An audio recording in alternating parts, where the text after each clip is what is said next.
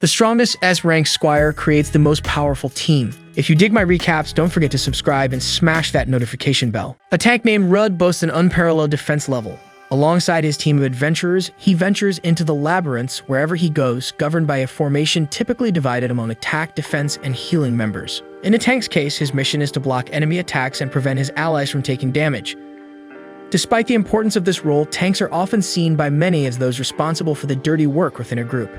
They are never recognized and never bask in the limelight after a battle, yet they are the link that ensures the safety of the members who generate damage to the opponent. However, Rudd's story is about a tank who surpassed all expectations and turned things around, becoming the protagonist of his own story by showing the world that a defense specialist can be more relevant than anyone else in an adventurer's team. And so we get a glimpse of the first steps of the Squire in his personal life, and initially, we see that he has a very deep relationship with his sister, Manisha. Unfortunately, in a moment of affection, he is awakened by Nin, a teammate who shows that the young man was only fantasizing a reunion with his loved one. Nin is concerned about her friend's obsession, who seems to care too much only about his little sister. To try to alleviate her partner's pain, she suggests that he focus his mind on other matters for a change, like a romance, for example. And of course, Nin can't help but imply that she herself could be a candidate, as her face turns red instantly and Rudd dodges the topic upon noticing this. In any case, the tank can't concentrate on anything else as Manisha has an incurable disease, and Rudd's only hope to reverse this is by capturing the labyrinth's secret treasure. Legend has it that this magical treasure grants any wish to its conqueror. However, Rudd doesn't seem confident that he can achieve this feat, questioning his ability to overcome such a massive challenge. On the other hand, Nin supports her friend, commenting on his importance on the front lines. Despite this, she expresses concern about the decrease in defense he has suffered in recent expeditions. Rudd agrees, as he himself doesn't understand the reason for this sudden loss of status, and this weakness ends up causing him to consume many support items or overburden Nin with his healing. For this reason, Rudd feels responsible and apologizes to his companion, but once again she lifts the Squire's head, emphasizing how functional the team is, largely because of him. After all, Rudd has a shield with a defense value of 9,999, a status never seen before. In other words, the guy is an exceptional defender, and Nin thinks that even if a new member joins the group, he has to keep his head high. When Nin mentions a new member, a hero praised by all enters the room, having conquered many labyrinths at a very young age. This warrior is called Keglis, the leader of the group to which Rudd belongs. The boss gathers the entire team and announces that 2 more fighters will join the team. Nin doesn't like the idea and confronts Keglis, as according to the labyrinth rules, the maximum number allowed per formation is 6 people. With these 2 additions, they have a total of 7. But Keglis knows exactly what he's doing and expels Rudd in front of everyone, calling the former partner a useless tank. In the last battle, he lost a significant portion of his defense status instantly, compromising the mission's outcome. Once again, Nin stands by her friend, praising his quality and suggesting that even though he faltered at a certain moment, treating him with respect and discovering the cause of this sudden defense loss would be more just. However, the squadron leader sticks to his decision, arguing that Rudd's unknown abilities are the cause of this weakness, and this negligence almost led everyone to death. Therefore, expelling the tank is more than fair. Furthermore, the new members Keglis brought are evasion tanks, the most hyped class at the moment, as they defend themselves using the elegance of evasion, unlike a brute who only knows how to raise a shield.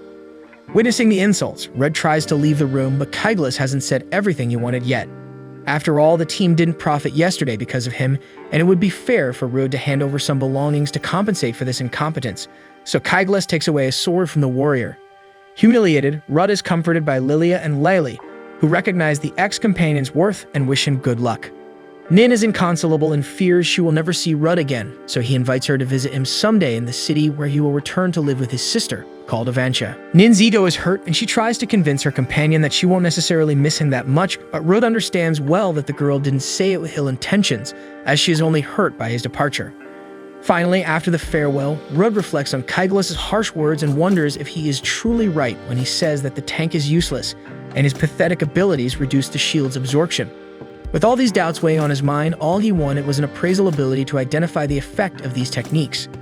And at that moment, he hears a group of Rank D discussing an escort job to the city of Kuras. As Avancia is close to this destination, Rudd sees in this expedition a good opportunity to return to his sister, so he approaches and asks for permission to join the undertaking. The young adventurers are impressed by the size of the warrior and ask about the tank's ranking. However, Rudd is still in rank F, the lowest of all, because he spent his entire life stuck in mazes instead of seeking rank promotions. But as he hesitated to tell this story before he could utter a word, the young ones recognized the Squire, noticing that he is one of the members of the great hero Kaigla's group. Rudd was going to explain that he was kicked out of the gang, but before that, the escort's contractor approaches and hurries the fighters. In the blink of an eye, Rudd is already in a wagon heading to Kuras. He feels guilty for having the sensation of deceiving everyone by not revealing his rank, but there's no turning back now, so it's onward and upward, providing excellent service to avoid embarrassment. Soon the escort begins its adventure, and the tank joins the new companions in the days that pass, facing the challenges of the long journey. Until near the arrival in Kuras, a thick fog envelops the entire area, prompting the contractor to deem it better to take a break and wait for the fog to lift. However, Rudd has a bad feeling about this, so he recommends they continue the journey and brave the bad weather to reach the approaching city. Soon, the uneasy atmosphere affects the convoy's spirits, and Rudd takes the lead when his shadow approaches the wagon. The odd appearance of the silhouette makes the Squire think it's a potential assailant, but as soon as the fog clears, a young girl, dirty and abandoned, is revealed. He approaches to lend a hand to the girl, and as she tries to get up, a magical stone becomes visible on her chest. And in that very instant, the situation worsens when a venomous forest snake threatens the adventurers. Given the size of the monster, the group is certain that this is the end for them. But Rudd positions his shield and uses his taunt ability, forcing the snake to focus solely on him as a target. With this, the creature spews acid on the tank, who mitigates further damage with his shield, but some of the liquid splashes on the protagonist. The youngsters worry about their companion, but he assures them that he has abilities that protect him from negative statuses. So he maintains the team's safety and asks them to attack in the meantime, but fear has already taken hold of the rest of the group, and this hesitation gives the snake the opportunity to advance and knock everyone down with tremendous force. With the impact of the blow, Rudd experiences a brief flashback of a memory where his sister pleads for his help. With this image of suffering in his mind, the warrior realizes that the person he loves the most won't be able to count on her brother if he's dead, so he rises again and motivates the companions to react. As each without a sword, he takes on the frontline protection and emphasizes that teamwork will bring victory as long as they muster the courage to attack while he holds the beast. The tank protects the others until they engage the enemy, striking the giant creature one by one. In response, the snake prepares for a deadly attack, contorting its body into a kind of giant wheel and running at high speed towards the protagonist. However, despite fearing the worst, he maintains his guard and restrains the snake's momentum, leaving it vulnerable to further attacks from the rest of the group. With this, the forest snake is finally defeated, and the young adventurers are fascinated by the talent of the tank they found, praising that all of this was possible because of him. However, Rudd demonstrates humility and leadership by attributing the victory to teamwork, emphasizing that each member played their part masterfully. After all this, he could leave the mysterious child behind with those sparkling diamond eyes. Thus, he approaches and offers protection to the girl until the city of Avancia. She further displays her innocence and vulnerability when she accepts the tutelage of a stranger. But the man sets another example of his kindness by offering a new outfit to the poor girl, given by the contractor as a thank you for saving his life. And as she goes to change, the old man asks if the child is a fugitive, but Rudd asserts that she is one of the homunculi, slaves of humans who can never travel alone. As she is lost and abandoned, there is certainly a good reason behind it. Surely slave traders wouldn't dare enter such a forest in search of a possession, although she wasn't wearing a chain, leaving the case open. In any case, Rudd promised to take care of her for now, and so he did until the two disembark at their final stop with the convoy. In parting, the inexperienced group invites the tank to be a permanent member of the team, but he politely declines, claiming to be in search of the secret treasure. Impressed, the boys mention that this treasure had the technology to create homunculi. However, they whisper among themselves that they don't like homunculi because they're a bit creepy, working endlessly without showing any expression or feeling. At that moment, Rudd knew that these insults would greatly affect his companion if it continued, so he draws the attention of the young adventurers and finds a way to leave there quickly. Finally, everyone says their definitive goodbyes, and on the way to the city, Rudd introduces himself to his new friend and asks her to return the gesture. However, she reveals that she has never been called in any way. Thus, Rudd grants the girl an affection she has never had in her life and presents his companion with a name. In that moment, she found herself amidst a rain of Lunafia petals, and the Squire decides to call the young girl Luna from that moment on. Later, as night falls, Luna and Rudd have a meal while preparing to sleep early, as they intend to reach Avancia early in the morning. However, wild wolves disrupt the group's peace and attack the child. Contrary to expectations, she reacts with a knife, skillfully eliminating all three animals. Witnessing this scene, Rudd is certain that Luna is an illegally created homunculus, a distinct class with emotions others lack, along with an unmatched ability to fight. Normally, illegal homunculi are feared and discarded, but the fear in that child's eyes reminds Rudd of his sister, so he quickly forms an immediate affection for the girl. Thus, he decides to ask Luna if she could face the giant snake, but she responds that she lacks physical abilities and can only handle problems through magic. This makes Rudd think that she can mimic the effects of abilities. Later, she adds that she has a technique that enhances magic, along with another for support. In other words, she possesses the art of appraisal, the rarest ability of all. Only one person in the neighboring kingdom had this capability, but she passed away a few years ago. Therefore, Luna is the only person in the world with this talent. Eagerly, Rudd asks the girl to assess his abilities, and she promptly grants the favor by analyzing that the Squire has 4 powers. The first is provocation, forcing the target to focus attention on oneself. The second is healthy body, making the user immune to status effects and increasing natural healing, rendering the body extremely resilient. Rudd already knew these techniques, so he was eagerly awaiting the explanation of the last 2. Soon Luna reveals that the third ability is called life conversion, allowing the conversion of lost defense into energy. This makes the tank realize that some abilities can only be activated after being understood. And finally, sacrifice shield. This ability allows you to endure the damage your allies receive instead of them. By doing this, your resistance increases along with theirs. Upon hearing this description, Rudd connects the dots and realizes that he was expelled for losing a lot of HP without any reason, but in reality, he was absorbing the damage from his entire group all this time by activating this ability unknowingly. In the end, Rudd gives a sincere smile and thanks his new friend because she surely lifted a tremendous burden off the loyal Squire's shoulders as he was cast out for something that only benefited everyone he swore to protect. So with his head held high, he arrives in the vicinity of Avantia, where his sister awaits him. After a long journey, they arrive in the town and Luna admires the tranquility of the place. Although Rudd thinks it's a good place to live, but with few possibilities. Anyway, he hopes the girl will do well in her new life. And even before the duo can breathe the air of Avantia, a friend named Melina hugs the big guy warmly and asks how long he will stay this time. Shortly after, a knight expresses surprise at the arrival of the Squire and pulls Melina back a bit to give the guy more space to breathe. Melina explains that she was there to buy a hammer, while Phil was on patrol and took the opportunity to check on Rudd's youngest, Manisha. Rudd is pleased with his protective spirit, feeling at ease knowing the whole city keeps an eye on his sister while he's away. Then they finally ask who the young girl behind them is, and the Squire explains that she is Luna and he will take care of her until he finds a definitive place for her to stay. Melina is very friendly and introduces herself as the spokesperson for the town's blacksmith, while Phil is not as articulate and becomes shy when mentioning she's the sub-leader of surveillance. Everyone teases the girl's introversion, and this elicits a sincere smile from Luna, indicating that she is starting to feel more at ease. Later, they arrive home and Rudd asks the girl to speak quietly, as his sister may be sleeping. However, soon the guy smells the aroma of several tomato dishes that he loves so much. Behind this, the author of the recipes comes into the kitchen, welcoming her older brother with the usual affection. Rudd is extremely happy to reunite with his sister and introduces Luna, saying that she will spend some time with them. Manisha embarrasses the little one with her kindness, and then invites her to eat together, while the big brother drools over his sister's beauty and politeness. Manisha intends to prepare another portion, but as she is unwell, Rudd offers to help. During the preparation, Luna asks why Rudd's sister's hair keeps waving on her head, and the young man explains that some people have very peculiar physical characteristics. In Manisha's case, it's her hair. It moves according to her emotions. After that, the boy asks how his sister knew he was about to arrive, and she replies that it was a premonition. Once again, Rudd is amazed by the girl's kindness in preparing one of his favorite dishes upon arrival, but Manisha calms her brother's excitement by asking if he's an idiot. All this affectionate exchange makes Luna comment that the two are really close.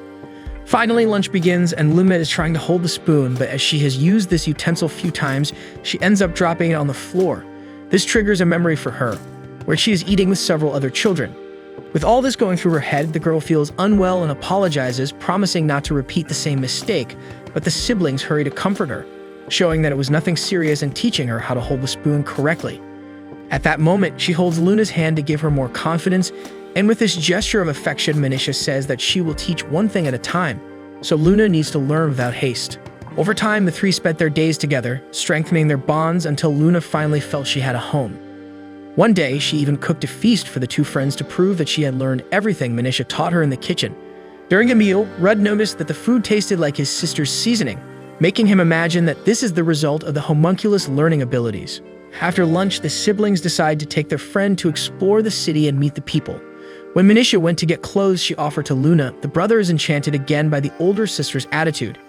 Manisha offers to help Luna change clothes, but this embarrasses the little one and she grabs the clothes hastily and runs up the stairs. At that moment, Rudd knew that the homunculus was afraid that someone would see her magic stone. With everyone ready, the tour of Avantia begins, and Rudd explains that the city doesn't have an adventurer's guild or a church, only a blacksmith and an apothecary with an excellent orchard. As for the blacksmith, there's Melina's father asking if Rudd would like to have a son with his daughter. Once again, he declines the proposal, and after introducing the man to Luna, Rudd discusses an important matter with the blacksmith, asking him to produce a new magical sword for him, as the old one was stolen by the cheeky Kagles. Razel agrees to the job and informs that his daughter will participate in the process as she is skilled enough for it. In the next stop of the tour, Luna gets to know the monster plantation, where vegetables turn into creatures. As they grow from mana, they can be cultivated in any season. Moreover, they are very nutritious. In the middle of this explanation, two kids comment that Rudd is dating the girl who is accompanying him. But when corrected by Rudd himself, they respond that he will never have a girlfriend since he is obsessed with his sister. The Squire gets nervous and asks who taught the kids to say that, and they tell him it was Phil. Grandma Gigi scolds the kids, telling them to go back to work, and this situation triggers another memory for Luna, where she was enslaved with other children. In a state of shock, Luna took a while to realize that Rudd was trying to introduce her to Grandma Gigi, the apothecary, who makes medicine for Manisha. The lady smiles at the little one and comments that she reminds her of Manisha at that age. Afterward, she laments that the medicine she produced didn't work as well on Manisha as everyone would like. Despite this, Rudd lifts the old lady's spirits, saying that his sister is feeling much better because of the apothecary. This cheers up Grandma Gigi, who says she can always help with whatever they need, and adds that both Rudd and Luna are like children to her. Finally, she invites the child to pick some spinach. And the acquaintances keep coming, and soon some knights friends of Rudd appear, saying that the Squire finally forgot about his sister and brought another woman home. Everyone participates in the harvest, and once again Luna feels welcomed by all the residents. Later, Rudd apologizes for the comments people made about them dating, as in a small town there isn't usually much to gossip about. In Luna's case, being very beautiful, everyone seems to want to take care of her more than usual. This statement didn't sit well with Luna, so Rudd steers the conversation away and invites the girl to taste what they harvested, since it's still fresh. Having said that, she tries the vegetable and loves the taste. Looking around, the late afternoon brings more joy to the girl, and Rudd comments that Avantia is a simple and peaceful place, but he really likes it. Afterward, he asks Luna how she feels about living there, and she responds that she loves everyone and what she's been experiencing lately, so she would love to live there forever. Seizing the moment of openness, Luna decides to confess that she is a battle homunculus developed in the neighboring nation Brunkles, and she cries while asking for forgiveness for not telling the truth earlier, fearing that Rudd would kill her if he found out. Rudd, however, reveals that he knew all along because he accidentally saw the magic stone. Upon learning this, Luna asks why he helped her despite knowing her condition. Rudd shares that he and his sister lived on the streets before coming to Avantia, and Manisha had eyes similar to Luna's at that time. Despite their indigent life, they never forgot the feeling of being human. Rudd asks Luna what she wants, to live as a homunculus or as a human. Even though Luna insists it's impossible for her to be human, Rudd is certain she can be whatever she wants and shares how they are alike in pursuing shadows.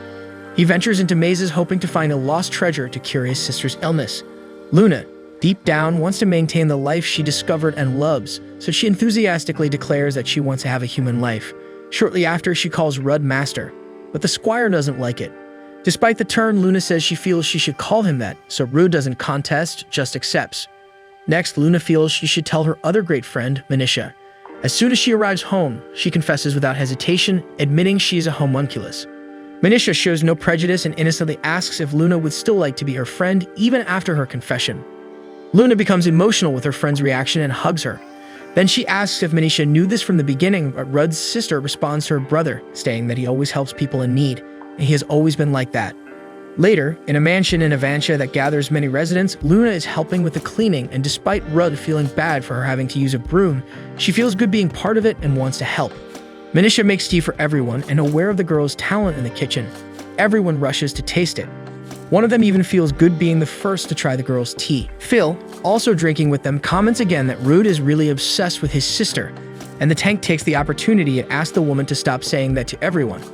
Despite this, the youngest sister joins the conversation and agrees that her brother worries too much about her. Manisha takes the chance to reveal she is ill, but that doesn't mean Rudd has to devote his entire life to her problem. Shortly after, one of the tank's old colleagues challenges him to a one-on-one just like in the old days. So after Rudd fights with Phil, the two of them are about to face each other. Thus, the duels are about to begin, and the two fighters are excited about the chance to show some things they couldn't do in a simulation. Phil suggests a victory rule stipulating that the fighter who loses the most defense points loses the fight, and Rudd accepts the conditions. When the duel begins, neither of them takes the first step, as they are not exactly the type to rely on massive attacks or absurd speed. Still, someone needed to advance, and Phil is the one who steps up, attacking with her two-handed sword and showing Rudd that the woman's hand is heavy, so he can't let his guard down. He knows that if he takes a hit like that, he won't be able to get up again. For this reason, he continues to defend himself until he can think of a counterattack strategy. Interestingly, Avanch's guards are usually young people who don't have much space elsewhere and end up in the city's defense corps. But in the case of these two, the story is different. Both are well known for being extremely skilled, so Rudd and Phil are clear examples of a duel that is always interesting to watch.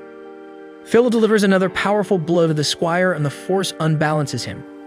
Feeling confident, she delivers another blow to knock Rudd down. But as he is aware of his new abilities, he raises his shield to drain the attacker's defense. After the sword strike, Phil quickly realizes that her body is weakened, so she falls to the ground. Even though her defense is at level 2,500, someone managed to knock her down, so the audience is truly impressed with this Squire's capability. Phil gets up and admires Rudd's trump card, and she can't help but ask what technique that was. He explains that it's the life conversion, which allows him to convert lost defense into energy. Although he can't use it all the time, in some moments it can be the ability that turns the tide. After the result, the two of them greet each other amicably, and Rudd realizes that now he can participate in offensive strategies instead of just raising his giant shield to block enemy attacks. Next, Rudd calls his colleague to fulfill his promise of facing him in battle after Phil, but the boy makes the excuse that he remembered he had another commitment. Everyone acknowledges the tank's strength, including Luna and Manisha, but the Squire's younger sister recalls moments when she wished she could be as strong as him. Back to the memory where she was on a staircase, everyone whispered about her having an incurable disease, asserting that only Rudd would survive such a situation. Manisha coughed intensely due to her illness, and people predicted that she wouldn't last much longer. In this exact moment of suffering, as everyone speculated that the girl simply wouldn't make it, her brother appeared, embracing her and showing that all was not lost. At that moment, Manisha woke up and realized it was just a dream. She saw Luna sleeping beside her. This brought relief, and she was certain that her brother would always be there to protect her from all harm. Nevertheless, she still worried about his happiness. After all, without the burden of taking care of his sick sister, Rudd might have a much more peaceful life, doing the things he wanted without the constant concern for his ailing sibling. On the following day, Rudd greets Manisha with a good morning, but the youngest seems a bit strange, avoiding the young man at all costs and insisting that she doesn't need help while setting the breakfast table. At that moment, Luna arrives, apologizing for not arriving in time to help, but Manisha doesn't really care and teases the girl about her messy hair in the morning. However, jokes aside, Luna is genuinely feeling bad for thinking she's not helping enough. She feels like she's only receiving help without giving anything in return. Rudd reassures her that it's not the case and that such thoughts are nonsense, but Luna insists that she's learning a lot from them and may not be able to repay all that knowledge. Speaking of which, the girl notices Rudd reading a newspaper and comments on how knowledgeable they both are. In the end, she wants to know who taught them everything they know. Rudd then shares a story from the time when he and Manisha lived on the streets. During that period, there was a learning system that allowed street children to regain a dignified life. Surprisingly, in those years, the nobles had a more collective mindset, and many were concerned about the future of society to the extent of financing initiatives for the education and rehabilitation of minors living on the streets. That's how Rudd and Manisha had the opportunity to access an important institution like the Knight Academy, and it was their salvation. However, not all moments from that period were good memories for those present. For example, Manisha remembers being bullied at the academy because everyone thought her brother was wasting his life taking care of his younger sister. Rudd brings the girl back to reality, asking if she needs anything from the market since he's about to leave. Manisha says no, and the Squire leaves. With this opportunity, Manisha goes back to her school days, remembering when Rudd was extremely popular, and everyone expected him to become a great knight because he had an enviable physique and always scored the highest grades. Despite this, memories of the girls commenting on him resurfaced when they discussed how his paths closed due to Manisha's condition. Deep down, she agreed with those girls. Rudd was a prodigious boy becoming just a babysitter, and it hurt her to think that her brother would be wasting a brilliant future because of her. In the midst of Manisha's reminiscences, Luna goes upstairs to check on her friend. When she hears that Manisha is stuck in some bad memories from the past, Luna takes her hand and continues to listen attentively. Manisha then asks what Luna would do if she knew someone was wasting their life for her. The little homunculus responds that she doesn't know if someone would go to that extent for her. But if they did, maybe the happiest life that person could lead is by doing so. After all, if someone is willing to sacrifice everything for you, then all that effort must be worth it. Having said that, Luna advises Manisha to talk to her brother about it, as it might comfort her to know that you rescued an illegal homunculus, indicating that he probably doesn't think the same way as others. Despite this, Manisha reveals that she doesn't know how to deal with her brother because she feels guilty for thinking she's abusing his kindness too much. In the end, she distances herself from him and doesn't resolve this issue, leaving her head in a state of confusion. Speaking of Rudd, the Squire returns from the street with some groceries, and Luna takes the opportunity to insist that Manisha opens up to him about what she's feeling. So the two girls go downstairs, and Manisha says she has something important to ask her brother. But when the time comes to speak, she starts sweating and questioning whether Rudd might realize he's wasting his life and abandon her. Luna then holds her friend's hand again, and she feels more secure to express herself. Therefore, she gathers courage and asks why Rudd saved her when she was abandoned. Rudd responds that it's because Manisha saved him once when they were little, and the other kids called him scary because he was big and had a stern face. While all the kids were afraid and never played with Rudd for this reason, Manisha was always by his side and never acted like she cared about his size. It's because of this special affection they developed that the tank chose to always protect his little sister and feels happy and motivated to help her with everything. With this revelation, Manisha bursts into tears and confesses that she always thought the opposite, that Rudd was wasting his life doing this. Having said that, she hugs her brother tightly and apologizes for thinking that way. Rudd, in turn, thanks Luna. The girl replies that she didn't do anything to help, but Manisha adds that without her, she might have spent her whole life thinking about it and never had the courage to tell the truth to her brother. Not knowing how to handle compliments, Luna changes the subject and informs them that she's going to make lunch, while the two siblings decide to help.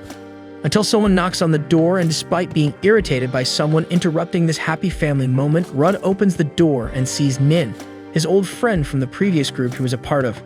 The girl managed to get some time off and decided to visit the tank. Rudd is surprised that Kaigla's allowed her time off, but Nin explains that she now works in a church, having left the hero group. After Rudd left, they couldn't handle the labyrinths the same way because their defense level dropped too much during the fight and they couldn't maintain the pace.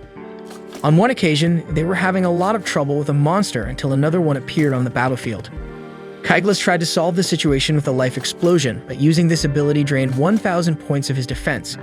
Then he finally recognizes that in Rudd's presence, he could maintain a good defense level to stay alive in the war. However, it wasn't the time to lament, so the alternative was to fight. Arrogant as always, Kaiglas tried to prove to everyone that he made the right choice by expelling the old tank, so he unleashed a powerful blow that eliminated the first monster. Despite this, the rest of the group thinks that this floor is too high level for them, and the monsters keep respawning because they're not killing them fast enough. But the leader's pride doesn't allow him to admit the disadvantage, so he orders the group not to retreat. Thus, he tries once again to activate the life explosion ability, but this time, it doesn't work. Next, the creature gets Kaiglas with its axe and eliminates his entire defense. Thus, the knight was completely exposed to the attacks of that gigantic monster, so he tries to escape like a rat, but the monster is faster, and with the first punch Kaiglas takes, his body suffers from broken bones and seriously affected joints. Lying on the ground and completely helpless, Kaiglas begs for his life until his group rescues him and leaves the dungeon. On the next day, the team leader belittles the evasion tanks, shouting that they tarnished his reputation by not meeting expectations. The girls lower their heads and apologize, but Nin takes offense on behalf of her comrades and rebuts the leader, stating that the fault lies not with them but with Kaiglas himself. He has become increasingly unproductive, wandering through the city's bars instead of training and strengthening his muscles and techniques. Furthermore, Kaiglas relied solely on the life explosion, but now that Rudd is absent, the leader can't maintain the same form as before, leaving the rest of the group in the lurch. Since Kaigla's ability intensity depends on defense loss, the day the strongest blow was dealt was when the tank lost all defense in the labyrinth. As the former comrade's defense was 9,999, Kaiglas's life explosion became ridiculously powerful. In other words, it was the Squire carrying the team, not the leader. Despite the stern rebuke, Kaiglas continues to grumble that he's the best of all, and no one should question that. One by one, his group mates leave him, abandoning the team. After revealing the story behind her departure, Nin apologizes for not discovering sooner that Rudd was holding the group's defense. At the same time, Rudd feels guilty for not being aware of his own abilities, blaming himself for not discovering it in time. But Nin, not one to cry over spilled milk, tries to focus on the present and forget the past. Soon, she meets the other residents of the house and after introducing herself, announces that she will spend a few days in the city checking out the orchard, so they might see each other around. However, upon hearing that Nin would be staying in Manisha for a few days, Rudd warns that there is no suitable hotel in the area for accommodation. Manisha offers the girl to stay at their house, even in her own room. Hearing this, Rudd warns that the girl is the daughter of a duke, so she might not accept just any place to stay. But the noblewoman doesn't like being treated that way and argues with Rudd for the way he spoke of her, only to accept his sister's invitation right after. In the end, it is decided that Nin will stay in Rudd's room while the tank sleeps in the living room. However, the healer insists that she wouldn't mind sleeping with the Squire. Rudd immediately asks the girl to stop playing around with such things, and she laughs, but then admits that she would in fact like it if he wants it too. Despite the high spirits, Phil knocks on the guy's door bringing trouble, warning that a never-before-seen monster has been found in the orchard. So everyone heads to the conflict area, and the creature's trail could be seen everywhere, with fallen trees in every corner. Rudd apologizes for involving Nin in the mess, but the healer insists on reminiscing about the old times with another group fight. In the next moment, they see the monster, and no one knows exactly if it's a wolf, a bear, or whatever, as the creature's magical essence disguises its true form. For this reason, Nin dispels the creature's black miasma and reveals its identity. However, despite the effort, Rudd comments that the biological structure of this animal doesn't resemble anything he has seen before, giving the impression that the magical essence has taken over it, manipulating even its body. Despite the mystery regarding this enemy, Phil's father goes crazy and charges at the monster, only to get a swat back that throws Vuld far away. While the old man apologizes for his impatience, Rudd sees the monster attacking and uses provocation to draw the opponent towards him. Then he asks all the healers to cast healing spells on him to tank the creature's attack. With this defensive line, the other knights could attack, but the first offensive wave was easily defeated, causing Rudd to lose defense.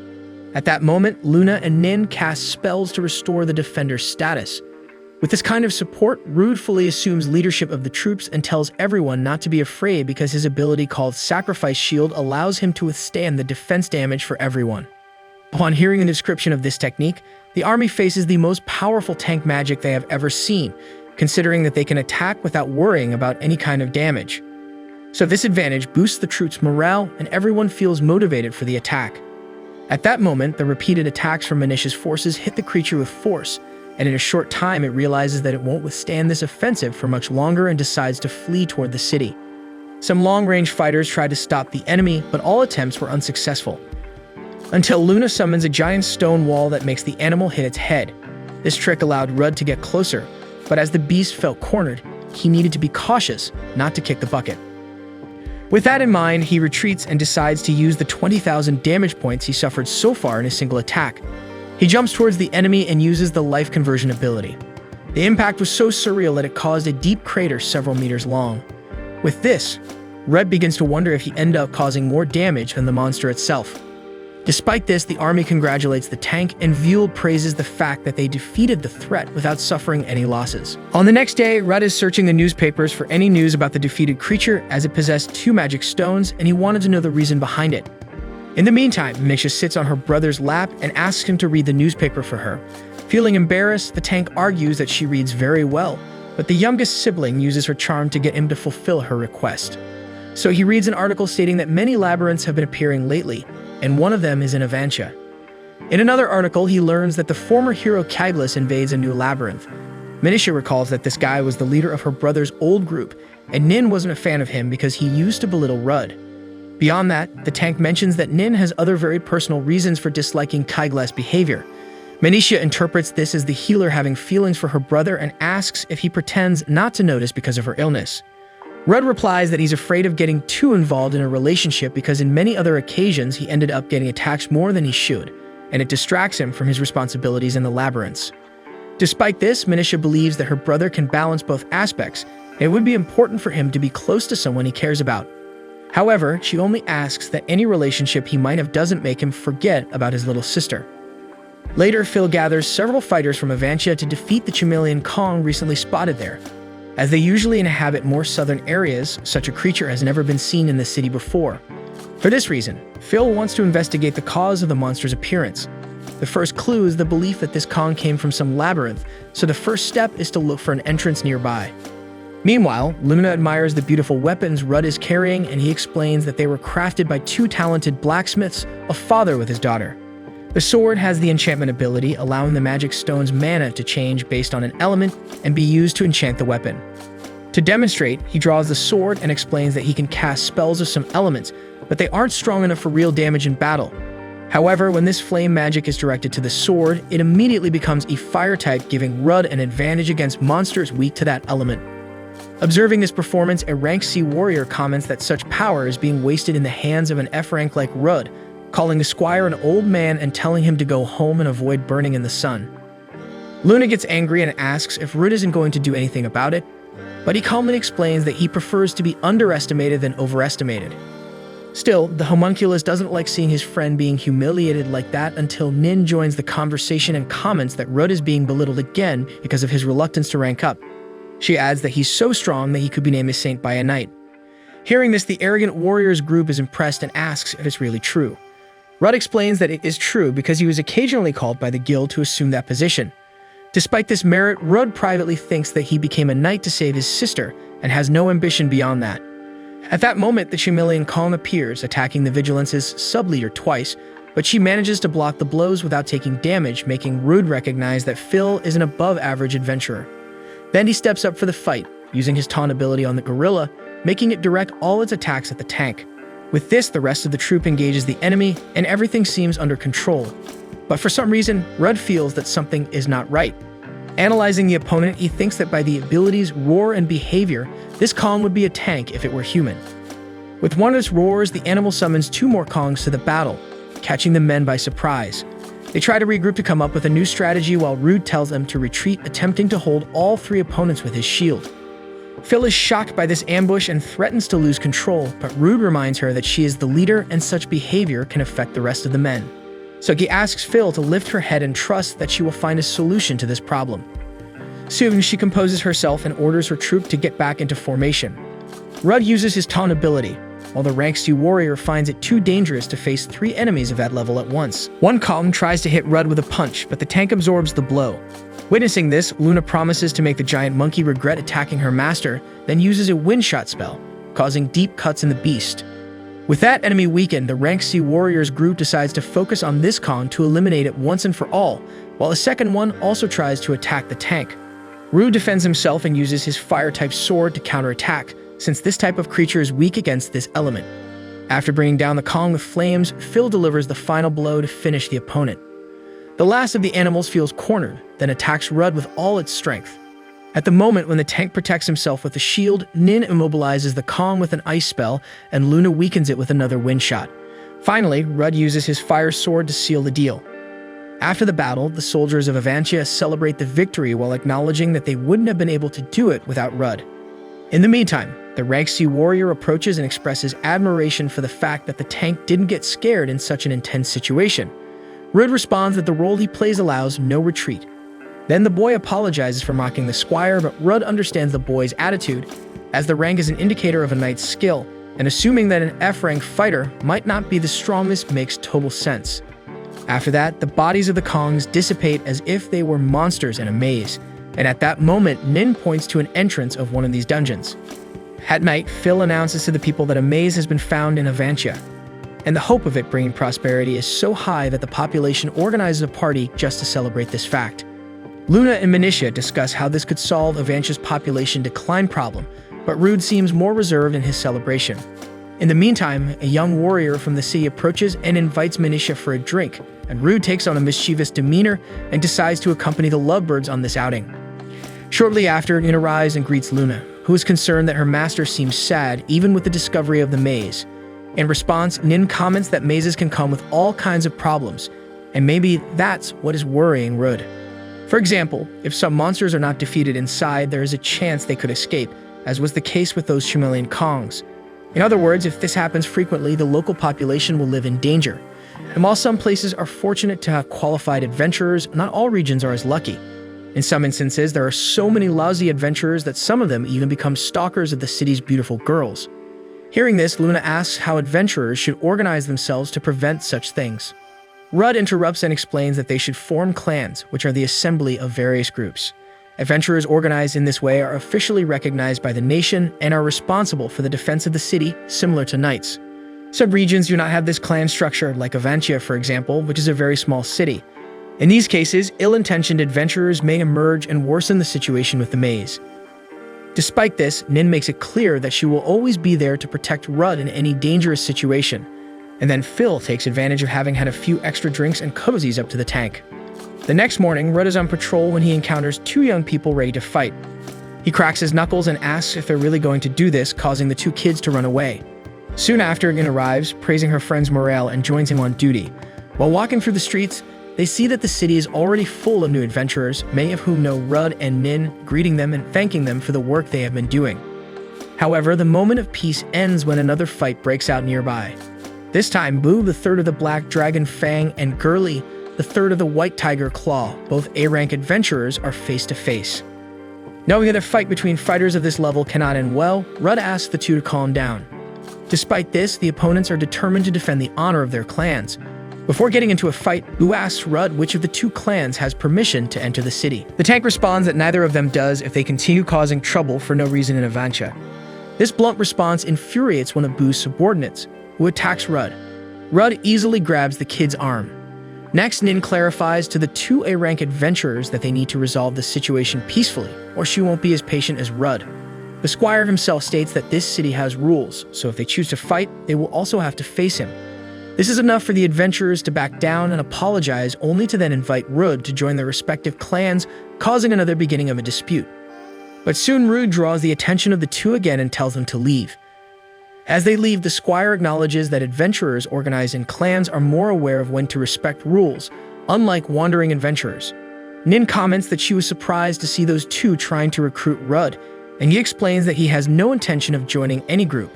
He once sought a clan that could function as a family, but that time has passed. In the meantime, a soldier summons Rudd to the headquarters because Vuld, Phil's father, wishes to speak with him. Upon arriving there, Rudd is informed that the lord of the city has contacted Vuld. Upon learning the latest news from Avancia, he decided to give the adventurer tank two options for the path in the region. The first option is to form a clan and lead it, as all the inhabitants recognize Rudd as an important and protective figure, worthy of the trust of the population. Rudd considers refusing the proposal for fear of losing focus on Manisha's healing. However, at the same time, once she recovers, Rudd would love to have a peaceful life in this quiet city with his sister. Before he can elaborate further on his reasoning, Vuld informs him that the second option is to destroy the Avancia maze. Despite being an indicator of prosperity, gaining resources from this type of dungeon requires precautions that Avancia cannot manage at the moment, considering the kingdom is suffering from multiple mazes simultaneously, and having one open and unprotected is a significant risk. Therefore, if Rudd does not want to form a clan and manage the city, the Lord asks the Squire to join the expedition into the Avancia maze. Despite the pressure, Vuld makes it clear that Rudd doesn't have to make this decision now but wants an answer as soon as possible.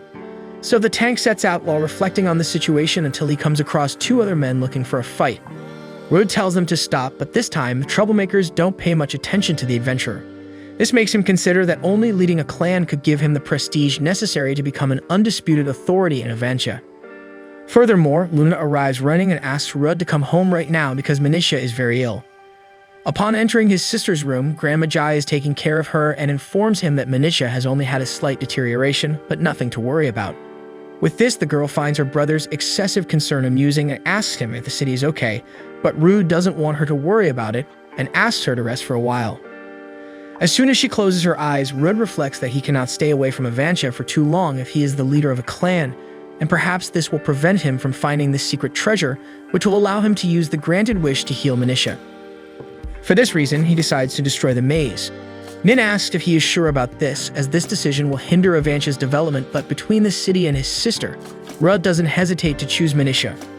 Observing his friend's suffering, Luna presumes that leading a clan doesn't necessarily mean having to personally take care of all the city matters. In the event Rudd can appoint a substitute to handle things in his absence, Luna volunteers to take on that role. In addition to the homunculus, Nin also offers to join forces for Avancia, and soon after, the protagonist's sister rises from her bed. As usual, he extends his hand for the girl to lean on, but Manisha declines, stating that she is no longer the child he always needs to protect. Similar to Luna, she also loves the city and would be very happy if her brother gave more importance to Avancia in this case. With that, Rudd makes his final decision and resolves to give his utmost to protect both the city and his sister simultaneously. Days later, Rudd had already started forming his clan, but he was summoned by the adventurers who were exploring the Avantia Labyrinth, which included his former team members. Soon, the tank and his companion Nin reunited with their old team, and the members introduced themselves. First, Lilia, who mentioned she hadn't seen Rudd since he was expelled, and then the younger twin appeared, named Lily. Due to a genetic abnormality, the two had different eye colors. Next, Sogol, the churchmate, introduced himself and tried to console Rudd, saying it must have been tough for him to be kicked out. And lastly, Luna timidly introduced herself to the group. Then inside a tent was Keglis, all bandaged up. He greeted his former Squire and mentioned how long it had been since they last saw each other. Nin's initial reaction was to berate the knight for calling Rudd back after what he did, but the tank himself calmed her down, saying he was okay with it now. However, he quickly asked Keglis for explanations, as he probably wasn't summoned just for old time's sake. Thus, Keglis revealed that he encountered a self-aware guardian yesterday. At that moment, Rudd recalled that no one could communicate with the guardians they faced so far, even when they were humanoid. Since Keglis was incapacitated, he suggested Rudd should go back and finish the mission, therefore he should stop complaining and get on with it. The twins tried to lighten the tense atmosphere by suggesting that what Keglis meant was that making Rudd continue from where he left off was the only way to apologize, but the leader didn't admit to it. For this reason, he used the tank's need to find the secret treasure to convince him to fulfill this role, and he even confessed that with Rudd, he understood what gave him strength to fight, which was the defensive ability of the Squire. Finally, Keglis humbly asked if the tank would take the lead in this mission or not, and he accepted. Before the team set off, Keglis apologized for everything he caused and asked Rudd not to die in combat. So everyone entered the cave and stepped onto a magic circle. And as Luna was confused about the reason, Nin explained that this circle would teleport them all to the first floor of the dungeon. With that, they were transported to a huge open area, and Luna found it incredible that such a large place was inside the labyrinth, complete with its own sun. Rudd explained that this sun didn't move, so Luna shouldn't try to tell the time by it, as the space inside a labyrinth was distorted, so things impossible to happen outside occurred as if they were simple inside. As the magic circle disappeared, Luna worried about the return, but Nin explained that Lily had an ability called Dungeon Walk, and unlike the standard procedure, where you had to find the magic circles scattered around the dungeon to move between floors, Dungeon Walk allowed the group to travel between the floors they had already visited. However, only 6 people could be teleported in this way. In addition to this spell, Min had another similar one, which was an emergency escape magic. As soon as the healer invoked this spell as a demonstration, Luna tried to replicate the method and learned instantly how to use the same ability, and Rudd thought that maybe this was a battle talent of the homunculi. Shortly after, Lilia noticed the arrival of 3 Chimelian Kongs coming towards the team, so Rudd positioned her and Sugol in the front line, while Nin and Lily provided support from behind. Luna was to position herself at a safe distance to protect everyone, and Rudd would be the shield of the group. He provoked the front Kong, and the second one attacked Sugol, who dealt a painful blow to the enemy's arm. Meanwhile, the third beast tried to attack the supports, but Lilia arrived just in time to knock down the monster. As the strategy was working, Rudd instructed everyone to maintain formation until victory arrived. And as the team ascended the floors, they were being spied on by some unknown swordsmen, who admitted that that group had a certain talent. When they reached the level where the twins encountered the Guardian, they were attacked by 2 Filosaurus, and Rudd noticed that they were faster than the ones usually found in mazes and presumed that maybe the Guardian had strengthened these creatures. So Rudd called Sugol and Lilia to deal with the 2 Filosaurus, while the rest of the team found the magic circle. Rudd provoked the enemies to focus on him while the others attacked, and meanwhile Nin found the magic circle, so the group leader ordered everyone to retreat there. And according to the mysterious swordsman, this was a wise move, as he eagerly awaited for those individuals to arrive soon. Therefore, he watched the group reach the 7th floor, then the 8th and the 9th, until they reached the top where he was. On the penultimate level of the dungeon, Nin warned that the next one would be the 10th and final floor, and Rudd thanked the group for their help with his selfish goals. However, they all knew the importance of family and knew that the tank was doing all this for his sister, so they positioned themselves at the teleporter to the last floor and extended their hand to their leader once again, because the real test was yet to come. Rudd was well aware of this, and so he stood up and joined his friends in the magic circle until they were taken to the final stage of the labyrinth. Arriving there, an open field stretched as far as the eye could see, and a storm raged in the dark sky of the landscape. Approaching the group, the Guardian applauded the intruders' performance and emphasized how impressively they had fought, as he never expected such powerful adventurers to come to him. Then he revealed himself to be the self-aware guardian of the adventure labyrinth, known as Marius. Rude remembered that this guardian was seen on the 5th floor last time, so he replied that since this group now was much stronger, he thought of waiting on the 10th floor so he wouldn't have to hold back, as that floor was his domain, and there he could unleash his real strength. Immediately after, Marius delivered a blow of great strength and speed to the team's shield bearer, who felt his arms being torn from his body. As he managed to block such a powerful blow, Marius became excited about the challenge that lay ahead. Rudd tried to convince the Guardian to talk because he didn't intend to use violence, but Marius ignored him and continued attacking with a clash of blades because, according to him, that's how real men converse, through ignorance. Rudd knows he can't let his guard down or he'll be eliminated in the blink of an eye, so he announces to the group to postpone negotiations and return to battle formation. Each member tries to strike the enemy, but as Nin herself commented, it seems like this Guardian has eyes in the back of his head because it's not possible to escape so many consecutive attacks without getting scratched. Meanwhile, Marius acknowledges that the enemy group is very well organized, so he'll need to use his full strength, and when he does, he'll become a true monster. Therefore, if they want to live, he warns that the group must use their escape spells to leave at this moment. Rudd's team trembles at the base when Marius transforms into his creature version, including the leader, but Rudd would never think of retreating, bearing in mind that his dear sister depends on his success. He has to win, so he raises his shield to withstand blows so strong they resonate the steel of his shield like a church bell. Meanwhile, Lily lends her wind power to her sister to use against the monster, so Lilia leaps toward the spell and attacks the opponent with the power of the wind.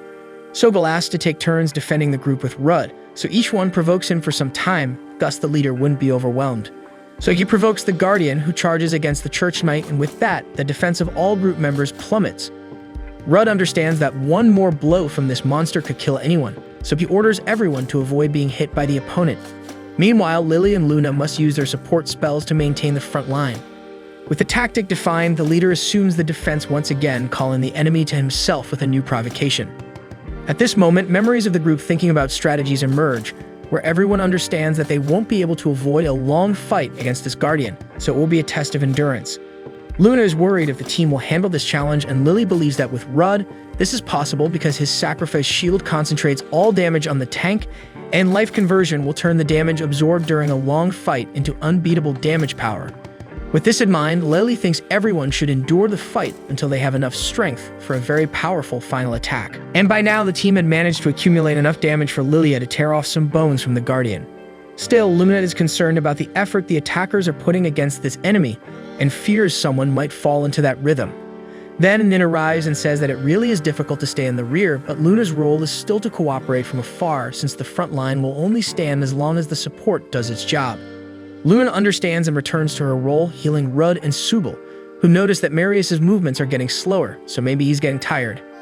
Rudd analyzes that he has already absorbed 30,000 points of damage, and if he hits the opponent with this, it should cause some damage. He jumps to get Marius, but when he gets close, the monster retaliates with his sword.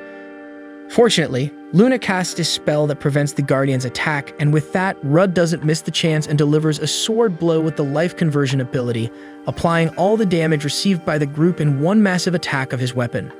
Despite this, when the dust settles, the Guardian seems intact, but Rude sees that it's not quite like that because Marius's skeletal body is suffering some aftermath from the powerful blow he received.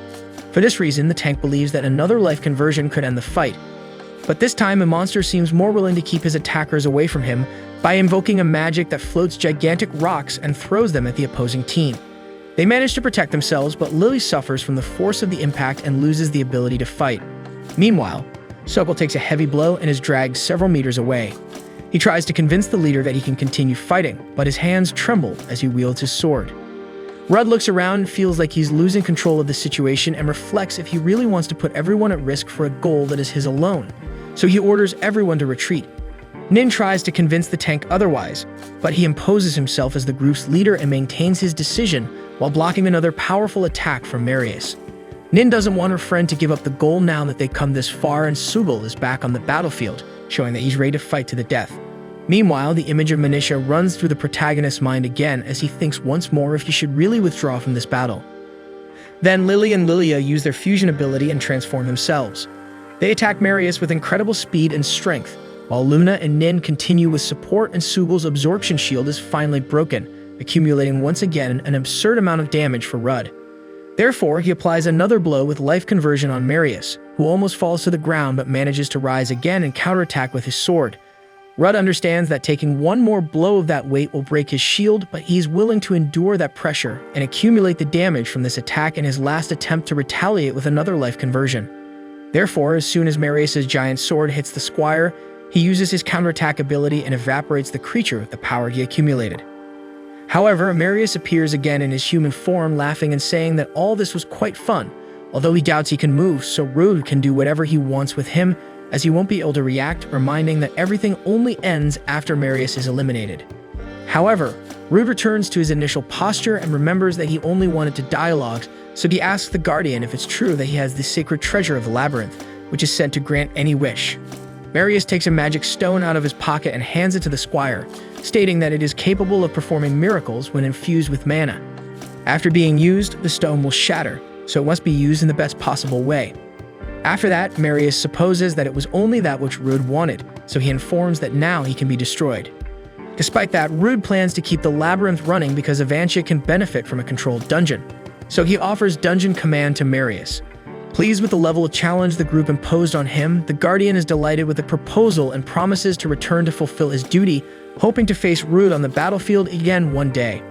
In response, Rudd jokes that he prefers that day never to come, and Marius lets out a genuine laugh. In the late afternoon, Rudd arrives home and hands the magic stone to his sister, Anicia. He explains the artifact's function, but the youngest refuses to accept the gift, thinking that Rude should be the one to use it. Rudd reveals that if he were to make a wish to the stone, the result would be the same. Touched, Anicia asks the magic stone to fulfill her greatest desire, causing the stone to dissipate in a bright light. Afterward, Rudd asks if his sister noticed any difference, and she responds that she feels more energetic. Before, she would run out of breath just twirling, but now she dances like a ballerina. Seeing this, Rudd hugs his sister tightly and believes that he can fully heal her one day by maintaining his efforts in labyrinths around the world. Everyone thought she would die anyway, but looking at the girl now, Rudd has never seen her so well before.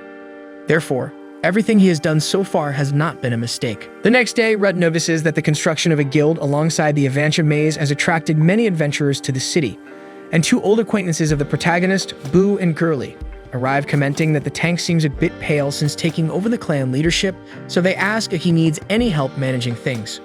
Later, Rudd meets with Nin, while commenting that recruiting more people for the clan was a great idea because they need help managing everything. Rudd agrees, since Manicia is in charge of the office paperwork, but he can't push her too much.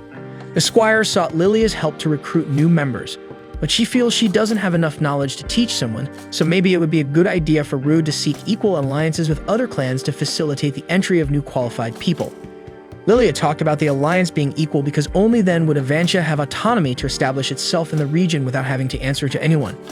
But to achieve this, first Rudd has to think about what the city clan can offer to the allies to keep everyone on equal footing. However, Rudd's guild still only consists of him, Nin, Luna, and Manicia, so they need to brainstorm what they could give immediately in exchange for the equal alliance. Soon, Nin is trying to think of something interesting, but Rude thinks that all they can offer at the moment are combat services. Furthermore, he spread the news that he expelled the maze guardian, but only to protect Marius, which means they will need to find someone to lead the guild while Rudd is away. The current leader is trying to convince Lilia to take on this role, and maybe that will happen in the future. Faced with these points, Nin praises Rudd's intelligence and leadership, while lamenting the fact that this clan will probably become quite large in a short time, which will make them have much less time together. In the meantime, Marius arrives on the scene asking Rudd to manage the maze, but the leader begins to lose patience for not being able to waste time with these things now. So Marius threatens to join the clan to end this discussion once and for all, but that's not the only thing worrying Rudd. In fact, he wants to know what a maze guardian is doing wandering freely around the city, since he probably harbors tremendous internal hatred towards humanity for everything it caused him throughout his existence. Listening to that, Marius questions if Rude really wants to know what he feels, and the tank and the healer prepare to hear Marius's painful and haunting story from the past. But instead, he simply states that he has no quarrel with humans, so he wants to help while Rudd manages the maze. Faced with this, a leader agrees, even though he had said before that he would never do it. Soon, Marius begins to teach his companion everything he needs to know to manage the dungeon, and first of all, they access a portal from where the swordsman handles all maze matters. The lake in front of them displays the entire interior of the place, and Rude can use it to place monsters and alter the cave's construction. The maze operates on a point system that you can damage by attacking adventurers, and with that, it is possible to summon new monsters and make enhancements to the location. Given this explanation, Rudd has the brilliant idea of using his shield absorption to accumulate a bunch of points at once. Then Marius teaches how to place monsters in the dungeon, but as soon as he throws a goblin at a crowd, Rudd scolds him for scaring off adventurers. Soki asks what other type of creature they can summon, and the Guardian says that so far they can use goblins, axe orcs, kongs, and chameleons. These monsters can only be replicated from originals acquired through creation. If you build trust with the monsters, it will help you in times of need. They may even like you. Shortly thereafter, Marius shows a creature that costs 1,000,000 points, which is an example of when you use a grimoire and summon a random creature, like an gacha. And to show an example, he teaches Rudd to make his first gacha, and with that, he summons a small slime that, even though it's just a demonstration, Rudd knows that over time he could summon S-level creatures. Therefore, as the maze evolves and gains more variety of monsters, more and more adventurers will emerge and generate resources for Avantia, which will be used to develop the local clan. In the meantime, the slime headbutts the tank's can and isolates him far away, generating 1,000 points. With that, Marius celebrates that maybe they have generated a rare slime, and Rude pets the little creature while thanking him for the idea he gave. So the tank gets up and takes over the dungeon management, but before that, he needed to decide what kind of maze to build to attract more adventurers. As a bonus, Rudd takes home the slime that didn't leave him for a second, but the girls didn't seem so happy with this news. So Rudd reminds that Manisha always wanted a pet, and soon shows them that he can be more adorable than he looks. After a while, she and Luna get used to the slime and decide to give it a name. And remembering that Rude found a name for her right away, the homunculus asks if the tank hadn't thought of one for this slime yet. Rudd thought of a name because of the Lunfia petal that Luna carried, so the creature would be called Lime. Far away, Boo is in the Black Dragon Fang clan, asking the leader if he really is going to ally with the Avantia clan even though it is so backward. Meanwhile, Gurley is back to the White Tiger Claw clan, where its leader also seems excited to send an alliance invitation to Avantia. Days later, Rudd and his friends arrive in the city of Kield, a much larger place than the humble Avantia. Everyone was very excited for the ball that was coming up, organized by the two largest clans of the present, which displayed their flags all over the party. At that moment, Rude remembers a few days earlier, where he warns his comrades that they were invited to this very important ball. Everyone gets excited about the unique opportunity, but Nin seems a bit suspicious of the interest behind this invitation, thinking it might be a prank. With that, Rudd assesses that they really rejected the initial invitation for an equal alliance because they wanted Avantia as subordinate to them, but that's not the only problem. They demanded the healer from the Avantia clan, Nin, in exchange for cooperating with the development of the city. After all, Nin is widely known as Santa, and even the most remote clans have the desire to have someone like her by their side. Facing this, he cannot force the girl to stay in Avantia, but if she wishes to remain, even going against two clans of this caliber, Rudd promises not to yield the healer from his clan. Immediately, Nin asserts with conviction that she would never leave her clan, and Rude promptly states that he will reject the imposed conditions. However, it is crucial to emphasize that the Avantia Guild is going to the Kield Ball, knowing they are stepping into enemy territory. Obviously, most guests will be from the Black Dragon Fang and White Tiger Claw, so they need to be cautious. Still, Rudd cannot miss the opportunity to speak directly with the representatives of the two organizations. Analyzing the situation, Marius recalls that one day he accidentally encountered a self-aware guardian like himself in a Kield City labyrinth. Grasping the information, Rudd shakes the guardian for not mentioning this earlier, as it could be the key to completely healing his sister through another secret treasure. Soon, Nin remembers that not even the two largest clans managed to surpass the 50th floor of that labyrinth. Still, Rudd argues that their group has evolved significantly, now having the firepower of a guardian, the abilities of a homunculus, and Nin's exceptional healing gift. So Rudd knows it will be a significant challenge against the might of these rival organizations, but he will do everything he can to obtain the Kield Labyrinth secret treasure. With everything settled, the day of the ball arrives, and the members showcase their attire for the important occasion. Nin wears a beautiful dress, which Rude agrees suits the healer perfectly. Luna chose a maid outfit she found, and Rude acknowledges her choice, knowing she prefers clothes that cover her chest. Lastly, the twins Lilia and Lily display their outfits, and Rude spends more time than necessary analyzing the dresses. Upon arriving at the celebration, the clan encounters an extravagant ballroom from the Black Dragon Fang, explaining why this organization leads alongside the White Tigers. Soon, other guests arrive, and Rude hears comments from other adventurers about Nin, the saint who now belongs to both the Dragon and Tiger guilds, leaving the tank infuriated. Nin asks the leader to stay calm, believing he will soon convince everyone otherwise, but Rude thinks it will be quite a challenge, even though he is capable. Later, Marius asks if he can approach the ball buffet, and soon everyone joins the Guardian to eat and break the ice in that fancy and strange place. Sometime later, the lights dim and spotlights reveal Ike, the vice leader of the Black Dragon Fang, and Cynthia, the vice leader of the White Tiger Claw. They present the celebration and bring a distinguished guest to the stage, Saint Nin. Angry at the insult, Rudd accompanies his companion to complain, and Ike comments that he never imagined this saint one to become an adventurer. Nin responds that she always harbored that desire, but before the conversation develops, Rudd takes the lead, introducing himself as the leader of the Avantia clan, visibly protecting his healer. To belittle the Squire, Ike asks if he isn't the tank who was kicked out of Siglas, the hero's group. Ike recalls that Siglas always found the tank useless and advised kicking Rudd out of the team when asked about the group composition. After all, adventurers with such characteristics are useless in labyrinths, pretending to protect the rest of the group when they actually do nothing. Moreover, Ike emphasizes that evasion tanks are much more modern and efficient than the outdated ones. Therefore, under the circumstances, Ike allows himself to be very direct in his speech and invites Nin to join his clan, since it would be a waste of talent to stay in a small and irrelevant city with an incapable leader. However, Cynthia also needs to sell the idea of the White Tiger, as they too want a talented healer to invade the Keeled Labyrinth. Before she enters the discussion, Rudd frowns and cuts the conversation, stating that he won't allow either of them to lay a hand on Nin. With this decided, he reveals that his real intention in attending the ball is to request an alliance between Avantia and the Tigers and Dragons. Around the stage, all the guests laugh at the leader of this newcomer clan, while Ike responds that he cannot trust a clan led by a tank.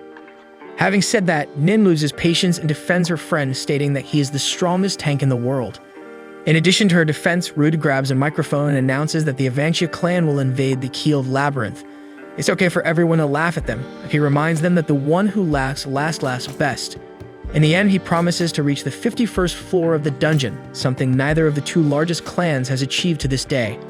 Paying attention from the beginning, the leader of the Black Dragon Fang praises the spirited stance of the tank and criticizes the behavior of his vice leader, Ike, for always underestimating newcomers. He introduces himself as Gosh, and shaking hands with Rudd, the tank realizes that this man is extremely powerful. Then Gosh announces his intention to form an alliance with Avantia, as their clan will invade the Keeled Labyrinth. Similarly, this is the wish of Lutal, the leader of the White Tiger Claw, who has also been watching everything from the beginning. Thus, the two bosses emphasize that Rude should prove he is not just a barking dog, but one that bites, demonstrating the necessary trust for such important alliances. Later, at some Keeled accommodation, Marius praises his boss's speech at the ball, but Rude just wants to forget it and rest for a while. Still, the Guardian insists that they will conquer the labyrinth, and no one will laugh at them anymore. Afterward, Luna and Nin also celebrate the leader's stance, and especially Nin seems grateful for Rudd defending her on stage. With his friends in mind, Rudd feels that he is capable of conquering the dungeon with his group even in the face of such great difficulty. After that, he sets off on his way to his resting place. However, Lily interrupts the Squire and pulls him into her room because she couldn't tie the dress cords at the back. Rudd solves the problem, and the girl thanks him for being able to take care of her sister with style from now on. With everything resolved, he prepares to leave for good, but Lily pulls him again, showing that the dress story was just an excuse for something more serious. Soon, the girl reveals that she needed to vent about how she can't assert herself in the face of life's difficulties and show everyone her worth, just as the tank did in the middle of a giant guild ceremony. Therefore, she would like to be more like Rudd and Lilia, standing on her own instead of always depending on her sister for almost everything. As she has always protected Lily, even taking responsibility in battles where Lily can only stay in the rear while her sister takes care of the front line. Rudd argues that this is because Lily uses magic and therefore should fight from the rear. However, the girl responds that her sister also uses magic but close to the enemies. Furthermore, when the two merge, Lilia always assumes the main personality. Thus, the leader declares that the girl can count on him if she wants help to become independent. Jumping for joy, Lily already shows that this won't be a simple process as she stumbles over her own leg. At this moment, Lilia appears in the room having heard Rudd's voice and sees the guild leader in bed with her sister because he had prevented her from falling just seconds ago. He tries to explain that it's not what she's thinking, but the girl pulls Rudd by the collar and calls him to the terrace. Up there, Rudd thinks Lilia is going to push him off, and she explains that she would do that to anyone but believes the Squire would never harm her younger sister. She was just pretending to be mad to bring Rude to the terrace and share a bit of their story, telling that in childhood their parents mistreated them so much that one day, the twins decided to run away forever. Since their father was especially cruel, Lily always had difficulty talking openly about her feelings with another man. For this reason, one day Lilia wants to take her younger sister to a place where she can truly be happy, and until then, she will take care of the little one. With this conversation, Rude sees how much the two love each other and comments to Lilia that her sister was praising her a lot in the room. However, Lilia doesn't think of herself as perfect, and Rude quickly agrees, saying that the girl loses it when it comes to the younger sister. In turn, Lilia threatens to shout, but eventually finds it amusing and bids farewell to the guild leader, making it clear that the girl can talk to him whenever she needs. The next day, the group goes to the keeled labyrinth, and the twins had gone ahead for reconnaissance, having just returned from the 49th floor with the other adventurers. Therefore, the group can now use Lily's ability, Dungeon Walk, to transport everyone directly there without having to advance through all the previous floors. Then Lilia informs some details she observed in the dungeon, like the composition of the groups of the most influential clans. The Black Dragon's Fang took 4 attackers, including their leader and 2 healers for support. The White Tiger's Claw took 4 attacking mages and 2 healers. In other words, both guilds focused on speed, with their attackers functioning as tanks. Furthermore, Lilia comments that each floor has many monsters with negative effects abilities, so Rudd concludes that his healthy body technique can be very helpful. Therefore, Nin announces that it will be a great challenge, but they need to reach the 51st floor and form alliances with the most influential guilds. Upon entering the labyrinth, Rudd divides the group's functions, placing himself in the front as always and leaving Marius in the rear. Luna will be in close combat, and Lilia will adapt to the situation. When the leader announces that Nin will take care of healing, Lily gathers courage and asks the boss to give orders during the battle. With this, Rudd realizes that she already wants to change her posture, so he agrees and asks Nin to help the girl command the rear. Soon, the team heads to the 49th floor, and the tank notices that the space there is not suitable for speed-focused fighters, but can be advantageous for a squire like him. As they walked, Marius warns that some enemies are positioned nearby, and Rude responds that he also felt their presence. Nin finds it strange that the tank possesses this perception ability, but Marius explains that it's because Rudd is also the administrator of the Avancia Labyrinth. Speaking of this technique, a guardian analyzes that the enemies have positioned themselves very well in the cave because the paths on the left and right lead to the same place where the Avancia clan needs to go. As the monsters split between the 2 paths, if the team attacks from the left, the enemies on the right will attack from behind and vice versa. Considering this tactic, Marius assumes that the dungeon's guardian must be quite intelligent, and everyone should be more attentive. At this moment, a venomous lizard and a black owl appear in front of the team, and right away, Rudd uses his sacrifice shield and taunt in battle. With this, the creatures focus on the tank, and the lizard attacks first with the poisonous mist. Promptly, Lily dispels the enemy mist, giving room for the Squire to counterattack and land a blow on the beast. Then the black owl also advances towards Rudd, who manages to push it away. However, as he was using a magical shield, the owl suffered no damage from the tank's retaliation. At that moment, Marius appears like an arrow and cuts the enemy in half, but another one emerges and goes straight for the rear, reaching Lily.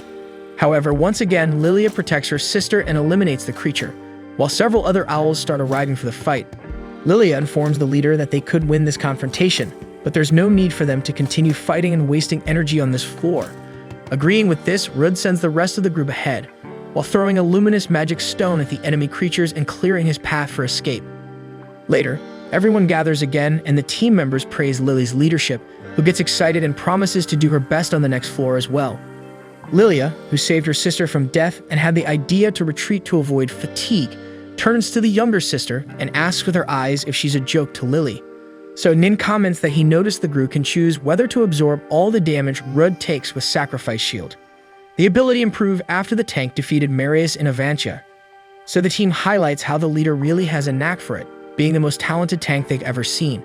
Taking the lead, Marius advises Rudd to learn the self-healing ability, even though it's not very common for humans.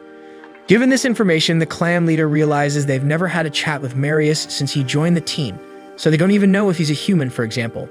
Therefore, he asks the Guardian to talk a bit about his own life, so he reveals himself to be a demonoid, and that he always omitted this fact out of fear of not being accepted by his friends. To explain what this means, he tells them that creatures from his world are divided between humans and demi-humans. A long time ago, there were also demonoids. Demi-humans and demonoids are similar, but those who pledged loyalty to a demon instead of the god worshipped by humans were known as demonoids. That's why he can manage labyrinths, because a long time ago these dungeons were created by a demon with the intention of destroying the human world. This means that probably this cave is also led by such a being, and probably he is quite strong. Rudd questions if Marius feels upset knowing that they're going after someone of his race, but the Guardian reveals that he dislikes other demonoids, therefore if he defeats them in battle, he will end them as Marius, not as a demonoid like the enemies. In other words, Marius confesses that he followed Rudd's raid only for personal reasons. Still, the leader shows confidence in the Guardian, saying that he sees him as a friend and therefore counts on him from now on. Besides the tank, all other team members also welcome the demonoid with open arms, and Marius feels grateful for all the affection he's been receiving. Next, Lily takes the lead and wants to discuss strategies to fight the monsters on the 50th floor. Then the rest of the team approaches, and after deciding on the tactics they'll use, they move on to the next floor and already know how to face a bone dragon after Lily's guidance. In this case, she already knew there would be such an enemy up there, and this dragon is known for its status-affecting abilities. Therefore, Rudd must keep the enemy always close to him, while the rest of the team needs to stay out of the enemy's ability range to avoid being hit. Marius and Lilia should attack, maintaining this safe distance, and since it's a bone monster, it's better to use crushing attacks instead of cuts. Furthermore, as it is weak to fire, the group should enchant their weapons with this element before going up. And finally, when this bone dragon loses a certain amount of energy, something happens to its body and everyone must be very attentive when this happens. Thus, everyone knew their roles in this battle, and Rude tries to withstand the opponent's onslaughts, while Marius and Lilia attack the creature from behind whenever they get a chance. However, the dragon hits both of them, and they feel like they've been poisoned. Therefore, Rudd instructs Lily to heal him while the tank distracts the enemy. While he fulfills this objective, Luna hits the creature with fire, but even though Rue uses provocation to keep the enemy on him, the dragon continues to attack randomly. On top of that, it spews mud that sticks to the tank's shield, making his defense weapon much heavier. Then Nin steps in and undoes the mud with a water spell, and seeing that this fight will take longer than they predicted, she invokes an area healing spell, an ability that only the saint possesses. An hour later, the enemy is still standing, and it's at this moment that the effect of his body starts to show, just as Lily had revealed. After the monster's bodily transformations, it projects itself to unleash an absurd amount of fire, and Rude hurries to protect his group that was defenseless just behind him. However, despite the firepower, the Squire manages to emerge unscathed from the blast, frustrating the dragon, and shortly after, he provokes the winged creature once again, which in a sequence of blows deals 5,000 damage to the tank's defense. To ease the leader's burden, Marius and Lilia attack the opponent again, while the rest of the group uses fire to hit it head-on. In this sequence of attacks, the team finally manages to destabilize the opponent, and with the beast weakened, Rudd advances for the last time and uses his life conversion ability, converting all the damage he suffered into a deadly attack, finally finishing off the bone dragon and ending the long battle. After the victory, everyone decides that for now, they need to rest to recover their energies, as this enemy was extremely tough, and they need to be at their best to deal with what's to come. So they return to the city, and Lily thinks they should wait a bit before selling the items they got in the labyrinth, as selling them now would spread the news that the raid is progressing. Rudd accepts the advice, and Nin comments that Lily is developing her leadership sense more and more, which makes the girl even more motivated. Then the team decides to celebrate the day's victory, but Lilia says she won't be able to attend because she's too tired. Seeing her sister leaving, Lily says goodbye and decides to go along. So the rest of the team heads to the party, and Nin is already excited just by tasting the drink. Rudd is happy with his friend's enthusiasm, while Luna is curious to know if this type of drink is really that good. The Squire is concerned about not knowing what alcohol can do to a homunculus body, but the girl is so eager to try that he ends up giving in. However, Luna tastes the bitterness and doesn't like it right away. So Min explains that she decided to give her a little just to see that reaction on the girl's face. Besides, Nin used the alcohol effect to ask Luna if Rude and the twins have been getting closer to a relationship beyond friendship and already affected by the drink. Luna blurts out that it really seems like the three are getting closer. Rudd joins the conversation and makes it clear that there's nothing like that, and that Lilia and Lily have been helping the clan a lot lately, so they are more present. With that, Nin takes advantage of Rudd not seeing the twins as anything more than friends, so she offers to be that person in the leader's life. Awkwardly, Rudd takes another sip and asks if the girl is drunk, and she replies that a little, but still. He explains that his priority is to explore all the labyrinths to find the secret treasure and cure his sister, so he doesn't want to get into any kind of relationship that could distract him from that goal. Upon hearing this, Luna seems sad as she feels her heart warmer in the tank's presence. Therefore, she asks if she can spend more time with the boss. Nin comments that the guy is breaking hearts, so Rude tells her to shut up and invites Luna to get some water. With this invitation, the homunculus gets excited way above the norm, and that's how the guy realized that the girl is also drunk. To avoid any problems, he goes back to his room for a good night's sleep, but Lilia is lying on his bed. So he wakes the girl up and asks why she's there, and she explains that she wanted to talk to the leader, so she stayed in the room while Marius left, but it seems she fell asleep earlier than intended. Thus, Rudd asks about the subject, and Lilia talks about her sister's behavior in the labyrinth because she has been trying very hard, and by keeping calm, she has shown much more of her real ability. Rudd agrees and adds that he was surprised by what he saw of her in battle, and he had already imagined that she would have strength equivalent to Lilia, being twins. With this in mind, Lilia asks what the leader thinks of all this change that Lilia is going through, and he confesses that he was never a big fan of this kind of thing, especially with everything happening so quickly in Avantia. Sometimes, he just wishes that nothing would change, and he's sure that many inhabitants think the same way.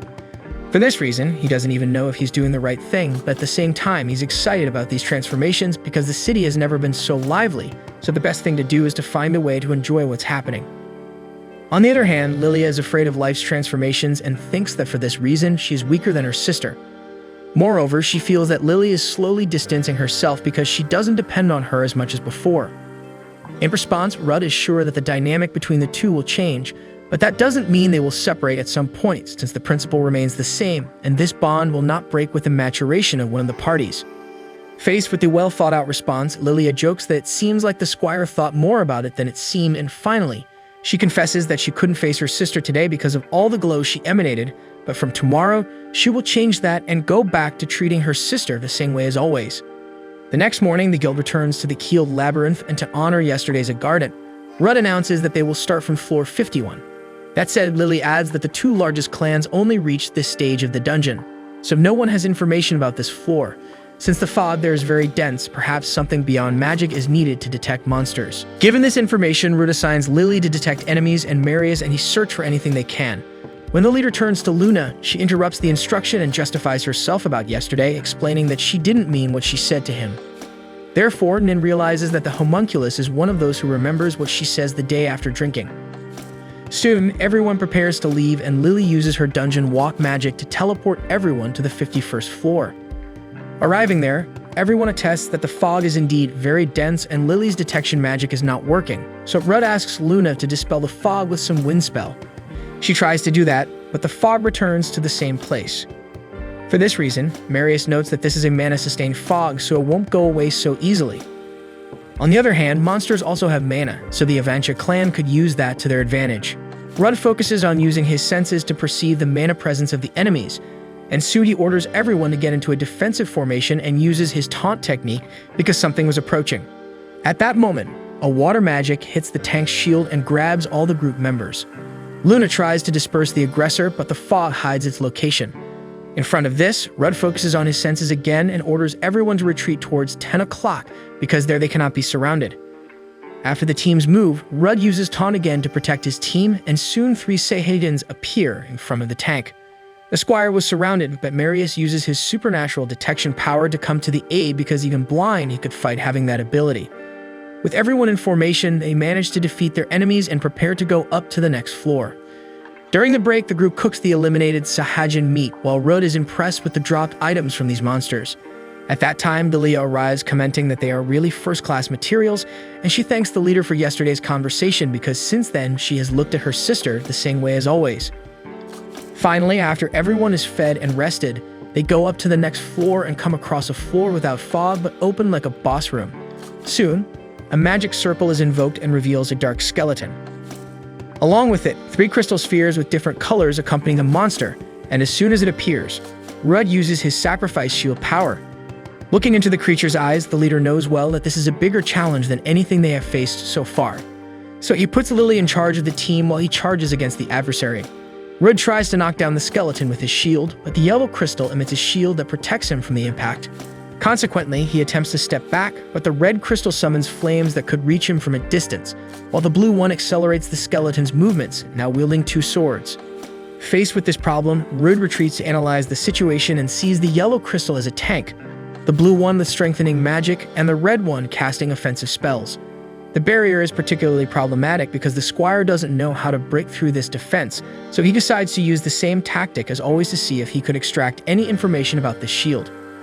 With everything set, he uses taunt, while Lilia and Marius attack from behind. The magical shield turns towards the back of the skeleton, but Marius realizes that this protection can only cover a part of the user's body, so Rudd could attack from the front. Therefore, the tank advances with his shield and hits the enemy, and as it was under intense pressure, the dark skeleton uses a spell that blinds all its rivals. After some time, everyone regains their vision, but Lilia was acting strangely, and then she attacks Marius, accusing him of mistreating her sister. In Lilia's mind, she sees her sister being mistreated by their father in their childhood to the point where she tries to protect the girl at all costs. But the man hits the children, and while Lily cries desperately, Lilia reaches out her hands but can't reach her sister, who seems resigned to all the hell they go through daily. With this hatred flowing in her blood, the girl imagines Marius as if he were her father, and when Rudd orders Nin to cure the negative effect of the swordswoman, the healer informs that the other girls are going through the same problem, so she needs to heal Luna and Lily first. Considering this, Rudd notices that he, Nin, and Marius did not suffer from this status, and if everyone were under this effect, the entire team would kill each other in the blink of an eye. At that moment, the dark skeleton appears to attack Rudd, but he repels the opponent with his life conversion and manages to knock down its crystals. After that, he asks Marius to take care of the skeleton and provokes Lilia towards him. The girl charges with all her might, but Rudd holds her down, while seeing her angrily telling him not to hurt her sister.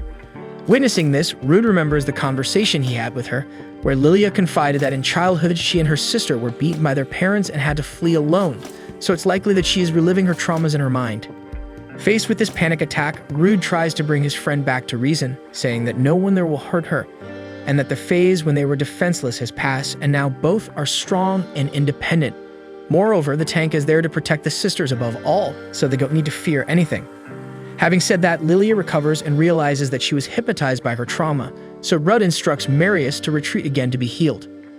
Once back, the Guardian informs that destroying the yellow sphere should be the priority to break the enemy's defense, but before Rudd could think of an attack strategy, the skeleton unleashes fire against him, making Nin react and soak the tank with water, forming a small protection against the heat of the flames. With that, Rudd advances against the enemy and tries to strike again with his sword, but the shield prevents the blow once again. However, a water droplet that was on the shield bearer passes through the barrier and sticks to the skeleton's body, making Rudd realize that this shield probably doesn't protect against physical and magical attacks at the same time. To test the theory, Lilia casts a fire spell while Rudd pushes the barrier with his shield, making the magic pass through and set the opponent on fire. Upon this discovery, the entire group attacks from all sides and tries to maintain coordination between magical and physical attacks. Pressured again, the dark skeleton resorts once again to its status spell, but Nin had already activated her magic that prevents her allies from being affected, keeping everyone in the battle. Thus, Luna's wind magic, combined with Nin's water and Lilia's fire, becomes increasingly powerful against the skeleton. However, it plays its last card and tries to escape by raising another shield with its yellow crystal. Rudd risks being hit by the allies' magic as he advances in the crossfire, but he cannot allow the dark skeleton to escape, so he uses all the damage he received in the middle of the spells and employs his life conversion, striking the opponent with brutal force. Still, the skeleton remains in the fight and splits into two, joining forces against Rudd. Luna discovers which is the real one, so the clan focuses on this skeleton and manages to deal more damage to it with the same strategy. Already weakened, the monster tries to endure the onslaught of the suffered blows. But when Marius and Lilia join the assault, the creature's barrier shatters, and it is finally defeated, leaving behind a magical stone as a reward. With all the effort in this fight, the team decides to look for a magic circle to ascend a floor and rest. However, Lilia's magic that detects this circle indicates that there is none in this area, making Rudd believe that this is the last stage of the dungeon. Still, Marius believes that this skeleton was a powerful creation of the Labyrinth Guardian, who, upon seeing his masterpiece crushed, got scared and decided to seal the passage to the next floor where he resides. Unable to proceed, Rudd decides that the Avantia Guild has done enough for today, so it would be better to return to the city.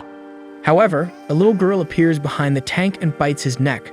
Besides her, 4 dark skeletons are set to appear, and Rudd knows that his clan cannot handle so many enemies. Observing his surroundings, Marius laments the fact that the guardian of the Keeled Labyrinth is a demon king. Rudd is impressed by the strange grandeur of that little girl, and at that moment she threatens the group with her magic eyes. A wave of mana hits Rudd and Marius as if it were a gust of wind, but the Squire is not affected by the status effects.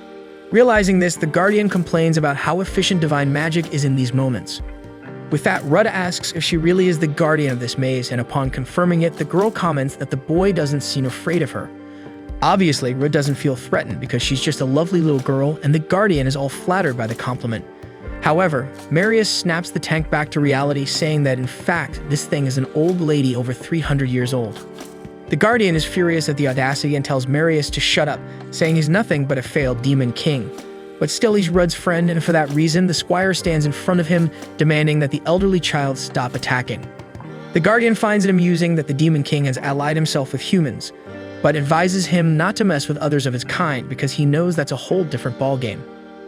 Rud defends his friend again, saying that while Marius might not be able to defeat the Guardian alone, he has a team of loyal fighters by his side. Still, the little girl argues that no matter how many they are, they can't compare to the strength of the demon, and Rud disagrees again, acknowledging that humans aren't as strong as her race, so they can't invade mazes alone, but with the help of their companions, they combine their strengths. Faced with this, the Guardian realizes that violence will be the way and soon reveals herself as Amenthroth, Guardian of the Keeled Maze. The teen feels the powerful wave of mana emanating from the demon, but Rud sees no other option but to fight, so he steps forward with the sacrifice shield and uses provocation on the Guardian, who reacts with wind magic against the tank's shield. Rud is thrown back with such power, and Marius and Lilia try to cover him, but they are both repelled by kicks from the enemy. Lily promises to avenge her sister for being injured by the Guardian, so she and Luna cast fire magic against Ammon, who defends herself with a whirlwind of wind as a shield. Furthermore, Rud's provocation didn't work on that creature, who acknowledges that her opponents are strong, while also knowing that's not enough to hit her with those outdated moves. Rud insists and tries to reach Ammon, but she keeps taunting while dodging the attacks in the sky, until Nin cuts through the girl's bravado and knocks her down with her magic, making her deeply hate the saint. The rest of the group tries to take advantage and attack the opponent, but she still manages to protect herself with incredible strength, not having suffered a scratch. Rud tries a tactic and advances again after using provocation, which makes Ammon question how he intends to defeat her with such cliched and random abilities. In turn, Rud shows that it's not random at all, so Lilia casts a fire magic from behind her and Ammon turns to defend herself, and at that moment Rud throws a luminous magic stone against her.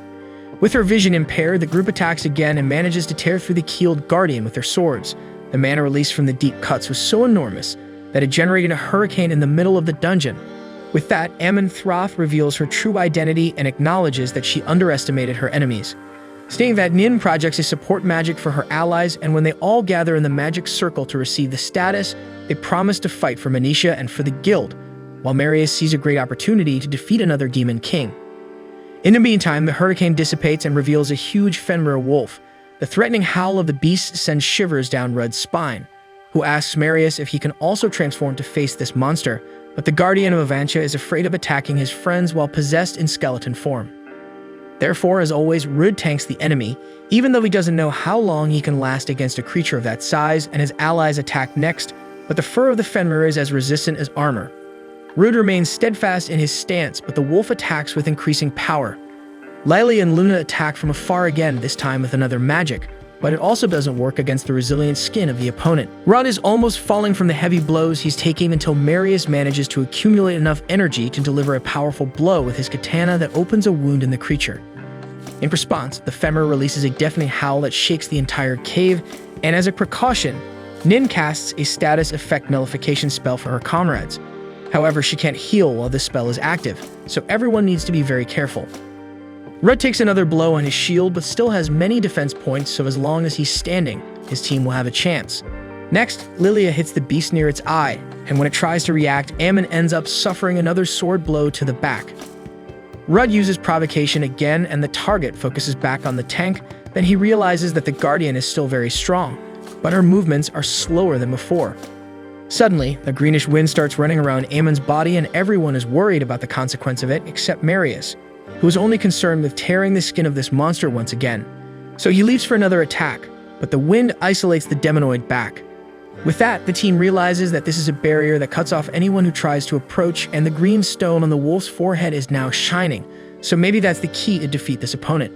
Focusing on that, Nin tries to cast a dissipation magic to dispel the enemy's shield, and while she prepares her spell, the rest of the group tries to gain time. However, the fast circulation of the wind isolates a lot of oxygen and makes breathing difficult, besides the wind cutting anyone who approaches from all sides. Despite that, with a great effort, they manage to hold the beast long enough for Nin to invoke the magic and dissipate the shield. Faced with this, the Avantia Guild attacks with all its might, and in an attempt to protect the magic stone on the forehead, the Fenrir leaves the rest of its body vulnerable.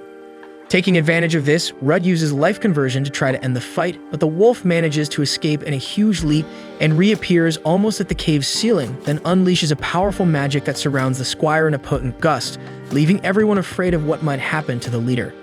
Rudd is at his limit facing such a great force, but he knows that if he is brought down, he will surely die.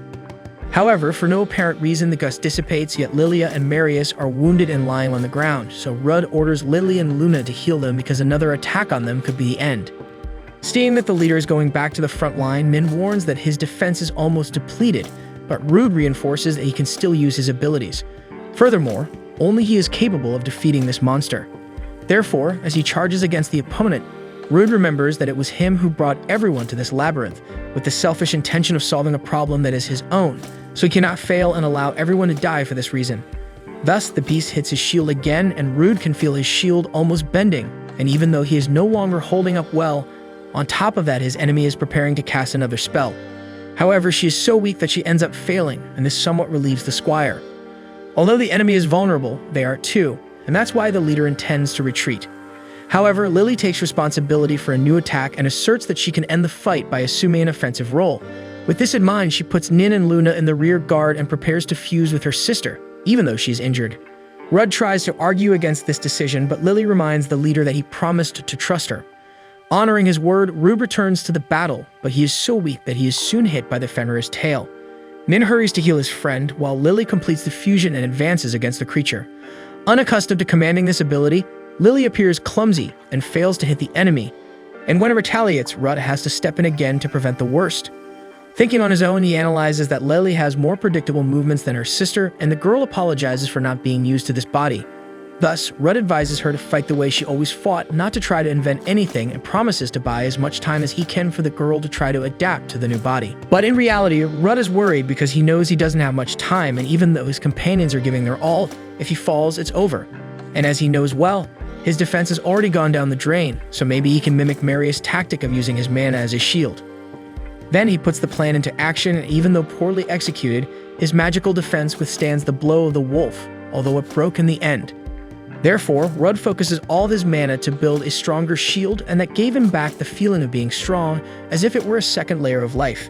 To even the odds, the Guardian increases her attack speed, and even though Rude has regained his breath and movements, he is still limited to defense against the frenetic strength of the opponent. However, Lily had prepared to come into play, and having imbued her sword with all four elements, she attacks the wolf and causes a gigantic explosion on the battlefield. When the dust settles, Amun returns to his child form and falls to the ground, but Lily also can't stand after the surreal effort she made. Rudd picks up his friend before she falls and praises her leadership stance, while the girl acknowledges that she could never have done it without everyone's help. With the end of the fight, Rudd leaves Lily resting with her sister and asks if Aemon still intends to continue fighting, but the girl can't move a muscle, so she exits the scene. Thus, Rudd asks if she knows of any magic stone that grants wishes, and the Guardian tells the boy to take the artifact away. The tank thanks her, and Aemon finds it curious to receive thanks from someone he just had a brawl with. Finally, she asks if he is going to finish her off at once or if he has a fetish for seeing a beautiful woman suffering.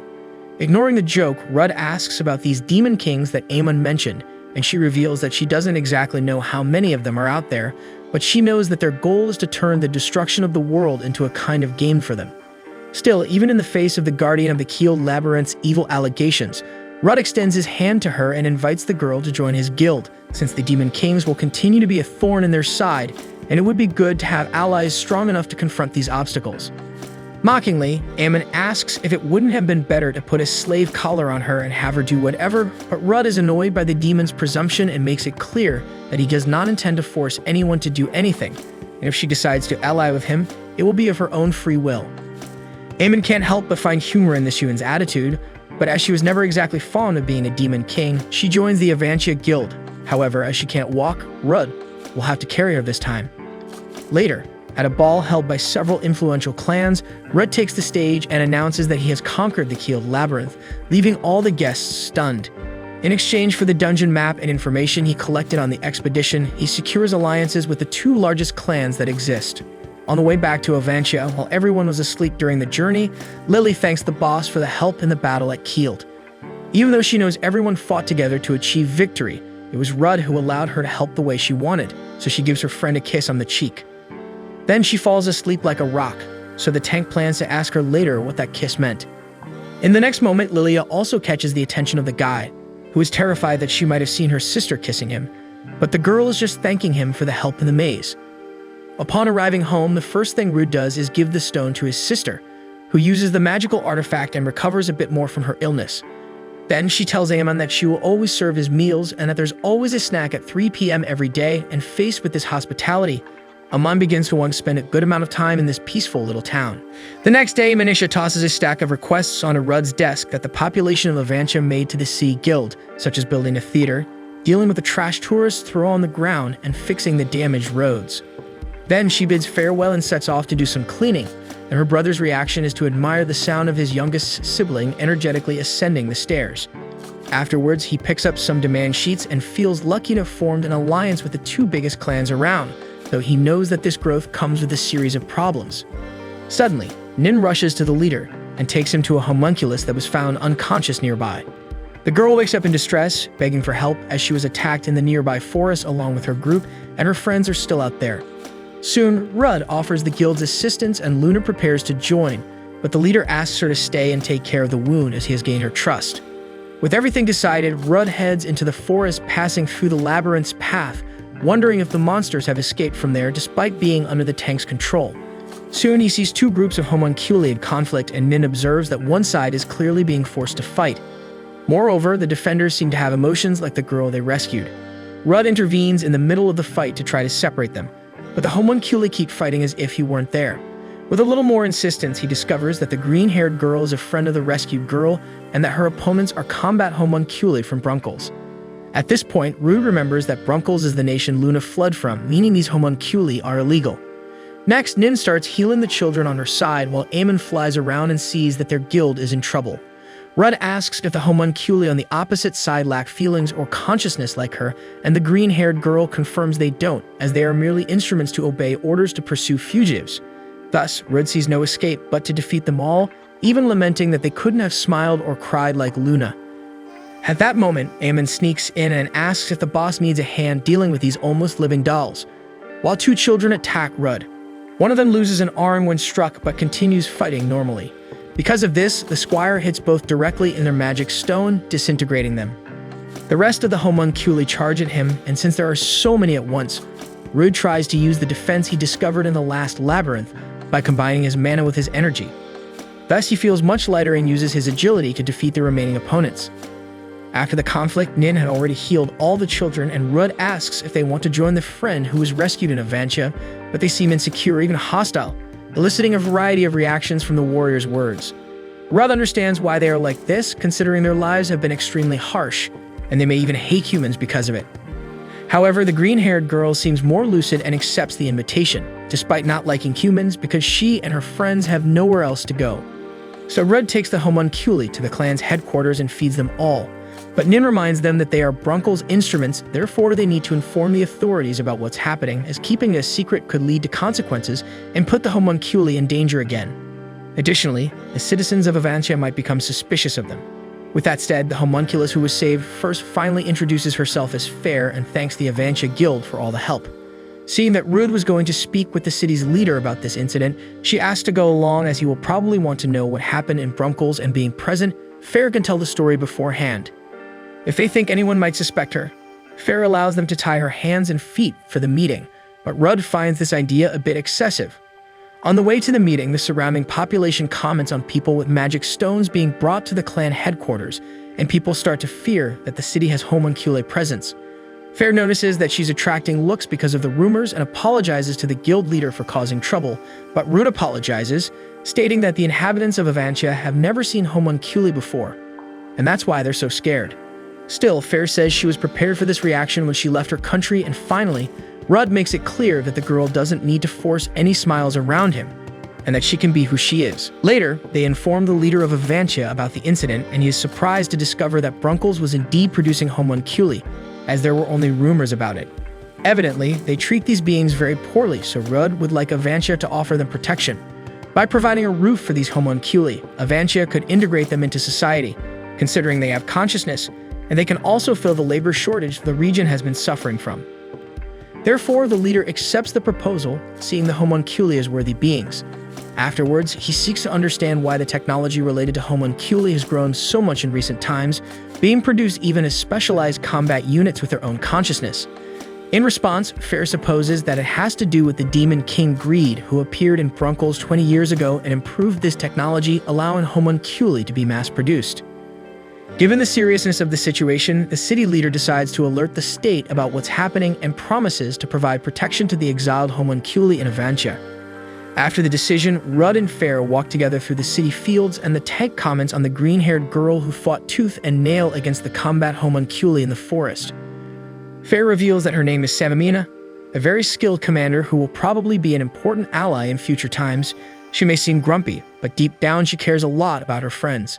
By the way, despite having reasons to hate humans, Fair's group found out that some humans can be kind and compassionate after being rescued. Therefore, it might be a difficult adjustment at first, but Fair believes that over time, everyone will understand that they can coexist in peace. Facing this, Rude returns to the rest of the group and announces that they will have official protection from Avantia, along with jobs to sustain themselves. For this, he needs to know everyone's skills, so Fair mentions that they used to work making clothes and weapons in Brunkles, as well as assisting in the construction of structures, even building entire cities. Thus, the Squire notices that those homunculi are valuable labor, but many of them don't seem happy with the opportunity to live again alongside humans, as they are traumatized by their past of slavery. Noticing this, Rudd clarifies that they will have jobs in excellent conditions, which shifts from 9 in the morning until 6 in the evening, with breaks. The homunculi don't believe how easy it is to work there and bombard Rudd with thousands of questions to make sure they're not in a dream, but Rude reassures them and thanks them for showing willingness. Because of this gratitude, Samamina is surprised, as she's not used to being treated like that. Soon, the clan looks for the first tasks for the new residents, and Manisha thinks about putting them to work building public baths, because dealing with the stench emanating from the adventurers should be a priority at the moment. Rude agrees and asks his sister to draft the proposal for the magistrate.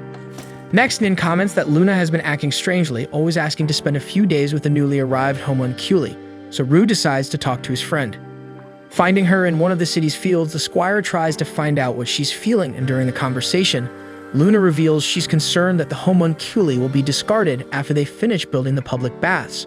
Rudd takes the opportunity to clarify that this would never happen, and then asks why she's been spending so much time with the other homunculi and showing such interest in their lives in Brunkles. Luna becomes emotional with the question and can't give a definite answer, while Rude considers that she probably misses having contact with her own kind, which is why she's so interested in them. He then asks if Luna has at least told them that she's a homunculus, but even that she hasn't done, fearing it would cause problems for Rudd. On the contrary, Rude says it wouldn't be a problem for her to declare herself to her own kind, but Luna wants to save that moment for when the people in this city are no longer afraid of homunculi, so she promises to do everything she can to ensure everyone finds this healthy coexistence and is free from differences. With that, Rude says he fully trusts Luna and expresses how happy he is to have rescued her. Returning home alone, Rude reflects that he still needs to figure out something to solve Luna's and the new homunculi's problems, until Amon appears out of nowhere and takes advantage of the leader without ceremony, thinking that the guy came there looking for her and is therefore in love. So the tank throws the guardian to the ground, who gets angry for fear that her students will see her lying on the ground like a rotten banana. Rudd asks about these students, and she explains that she started teaching magic since she has nothing else to do with her life. Rude reminds her that there's no shortage of work around like the ongoing constructions, but the demon prefers to leave the heavy lifting to the homunculi and focus more on less stressful tasks. After all, her students have the privilege of learning magic directly from a demon king. Taking the cue from her words, Rudd asks if Amma knows anything about the demon king Greed, who taught the people of Brunkles to create homunculi. According to Fair, these beings are being mass-produced, and the Squire wants to know if he plans to enter any wars. However, Ammon says that Greed is probably doing it just to pass the time, since demon kings are practically immortal. When they die, they lose their memories and wake up somewhere else, and some rarely remember their past life, but most live with them lost forever. Therefore, since they have plenty of time, it's important to find some hobbies to distract themselves. However, Greed also intended to create the ultimate power, and homunculus research is one way to achieve that goal. Rudd mentions hearing that illegal homunculi are very close to that, and Ammon responds that the tank himself is following the same path because the power he possesses is something that Greed couldn't achieve even with years of research. According to him, whoever possesses the enhancement through the demonic power of mana, along with the enhancement through the divine power of defense, would have the ultimate power and Rudd used both against Ammon in the labyrinth. Still, Rudd doesn't understand what homunculi have to do with this, so Ammon presumes that they are guinea pigs for experiments by the Demon King, as well as providing slave labor. Hearing that, Rudd is outraged by the inhumane treatment of these children and decides to confront the Demon King Greed. However, Ammon believes that even with full force, the clan leader could not defeat that enemy, and even if he wants to win, his strongest power could become a problem, considering that the raw material that forms mana is produced by monsters, and if Rudd uses this ability excessively, he could end up turning into one. Therefore, he needs to control his mana to avoid this risk, and if he uses it properly, he could even become a Demon King. Rudd replies that he has no interest in becoming a Demon King, and Ammon finds it amusing and goes off to a magic class that is about to begin. As he walks alone again, the Squire begins to plan for the challenge ahead, thinking about how he needs to evolve enough to face such a powerful enemy, until a macabre voice asking for destruction crosses his mind, leaving the leader of the Avantia clan lost. The next day, while dealing with his personal issues, Rudd still tries to lead the Avantia guild after the controversial integration of homunculi into human society. When announcing the opening of the public bathroom, the population suspects that a structure built by those beings might not be trustworthy. But adventurers from outside are excited about the opportunity to bathe during their expeditions, so they inaugurate the restroom without ceremony. In addition to them, local clan members also enjoy the novelty, and the girls find it amusing that a Demon King needs to bathe. Ammon takes it in stride and explains that he's not so different from ordinary humans. Later, they wonder where Luma is, and Nin mentions that she doesn't feel comfortable undressing in front of others. Upon arrival, Lilia jokes about making foam ears on her sister, and Nin joins in because she never had a friend to do such things with her, so she pulls Manisha along to fulfill that role. Ammon becomes jealous for being left out, but as he didn't find a partner in time, he's left without one. Taking advantage of the situation, they engage in idle chatter, and Nin comments to Manisha that she wishes there were mixed-gender baths after studying transformation spells for so long. Manisha becomes curious about this conversation, so the Guardian begins explaining that first, she would enlarge her melons to the size of basketballs, but Nin interrupts Ammon and threatens to put vegetables in the demon's meals. Outraged by the intimidation, Ammon argues that Santa is jealous because she has the biggest watermelons in Rudd's market, and because of her foul mouth, the Demon King suffers a divine punishment. In the midst of this spectacle, Manisha comments that she feels happy to finally be able to hang out with friends as she recovers from her illness, and the girls add that the trend is to be able to do more and more things over time. Suddenly, they hear screams coming from the men's restroom, and inside, the bathers were trying to make a small hole in the wall to spy on the women, but Rudd steps in to spoil the fun. Meanwhile, Marius isn't interested in spying, he's just climbing the walls because of a strange tension he's feeling. Faced with the comrade's sincerity, one of the bathers confesses that he would like to stroll in the garden with Lily, but when another is about to mention Manisha, he gets punched by her brother. Hearing every word of this commotion, the girls are outraged by the audacity of those perverts, and when one of the men shouts that Nin doesn't have a prominent bust, but that he'd still love to join the fun, the healer goes into berserker mode and demands to know who had the nerve to say that. Furthermore, Rudd asserts that they all have more or less similar dimensions, so the boys should be content with their imagination, leaving the girls deep in thought with that statement. Upon leaving the bath, a resident approaches to inquire if the restroom is really safe, and seeing that both Rudd and the adventurers greatly enjoyed the experience, but as the gentleman still seemed unsure, Samamina introduces herself and respectfully says that the man is welcome to use the restroom anytime he wants. With that, everyone around feels more comfortable to try out the novelty and promises to take advantage of a free opening day to cleanse their bodies with the incredible soap that the adventurers exuded in their scent on leaving. Later, the girls leave the bath and Rudd asks how it went. Nin replies that the bath itself was great, but they were collectively ridiculed. To make matters worse, Marius joins the conversation and greets the girls as easy to imagine. With that, Lily and Lilia resort to their fusion and teach a lesson to the two. Many days later, the population of Avantia was already using the restroom naturally, and the citizens felt grateful for the work the homunculi had done for society. Rudd thanks Samamina for leading the mediation between humans and homunculi, and she responds that she did it because she owed him. At that moment, a scout warns that a huge horde of monsters is approaching the city. Faced with the threat, the guild issues an urgent call to all adventurers to join Avantia's defenses. With forces gathered, Rudd estimates that the enemy should have around 150 units, but that's no reason to fear. After all, some warriors in front of him are part of the clan that conquered the Keeled Labyrinth, a dungeon feared even by the greatest clans known to humanity. Moreover, the adventurers who join the trenches will be rewarded for killing a single monster. With this speech, the leader manages to unite everyone present, and Lilia recalls the stage in Kield when Rud stood up to important figures in the adventurers' world. However, Marius and Ammon warn that they feel the presence of a new labyrinth forming in the area, and that explains the appearance of this new horde of invading monsters, because someone is surely cloning these creatures inside the dungeon and releasing them outside. With that said, the Guardians prepare for battle, and the homunculi also offer support as a thank you for what Rud did for them. After that, the tank asks the little ones Bavern and Lufair to do him a big favor. Faced with the approaching enemy, some adventurers reinforce the city walls, while Phil, the deputy leader of vigilance, orders her troops to launch arrows and spells from a distance when the monsters come within range. However, as soon as the horde becomes visible, they seem to be 300 monsters, which terrifies the adventurers. But Rud argues that their front line only consists of weak goblins, so there's no need to fear. At that moment, archers and mages fire projectiles at the enemy monsters, and this eliminates a good portion of the more vulnerable creatures. However, goblin mages take the front and retaliate with spells that bring down a bunch of soldiers, and some adventurers consider fleeing the battle in the face of the situation. Still, the local guild takes the lead and goes to war, with Rud provoking all the goblins and putting himself in the eye of the storm, and he bravely withstands the attacks with his mix of shield and mana, giving Marius and Liliali, the fusion of the twins, the chance to go all out in coverage and finish the job.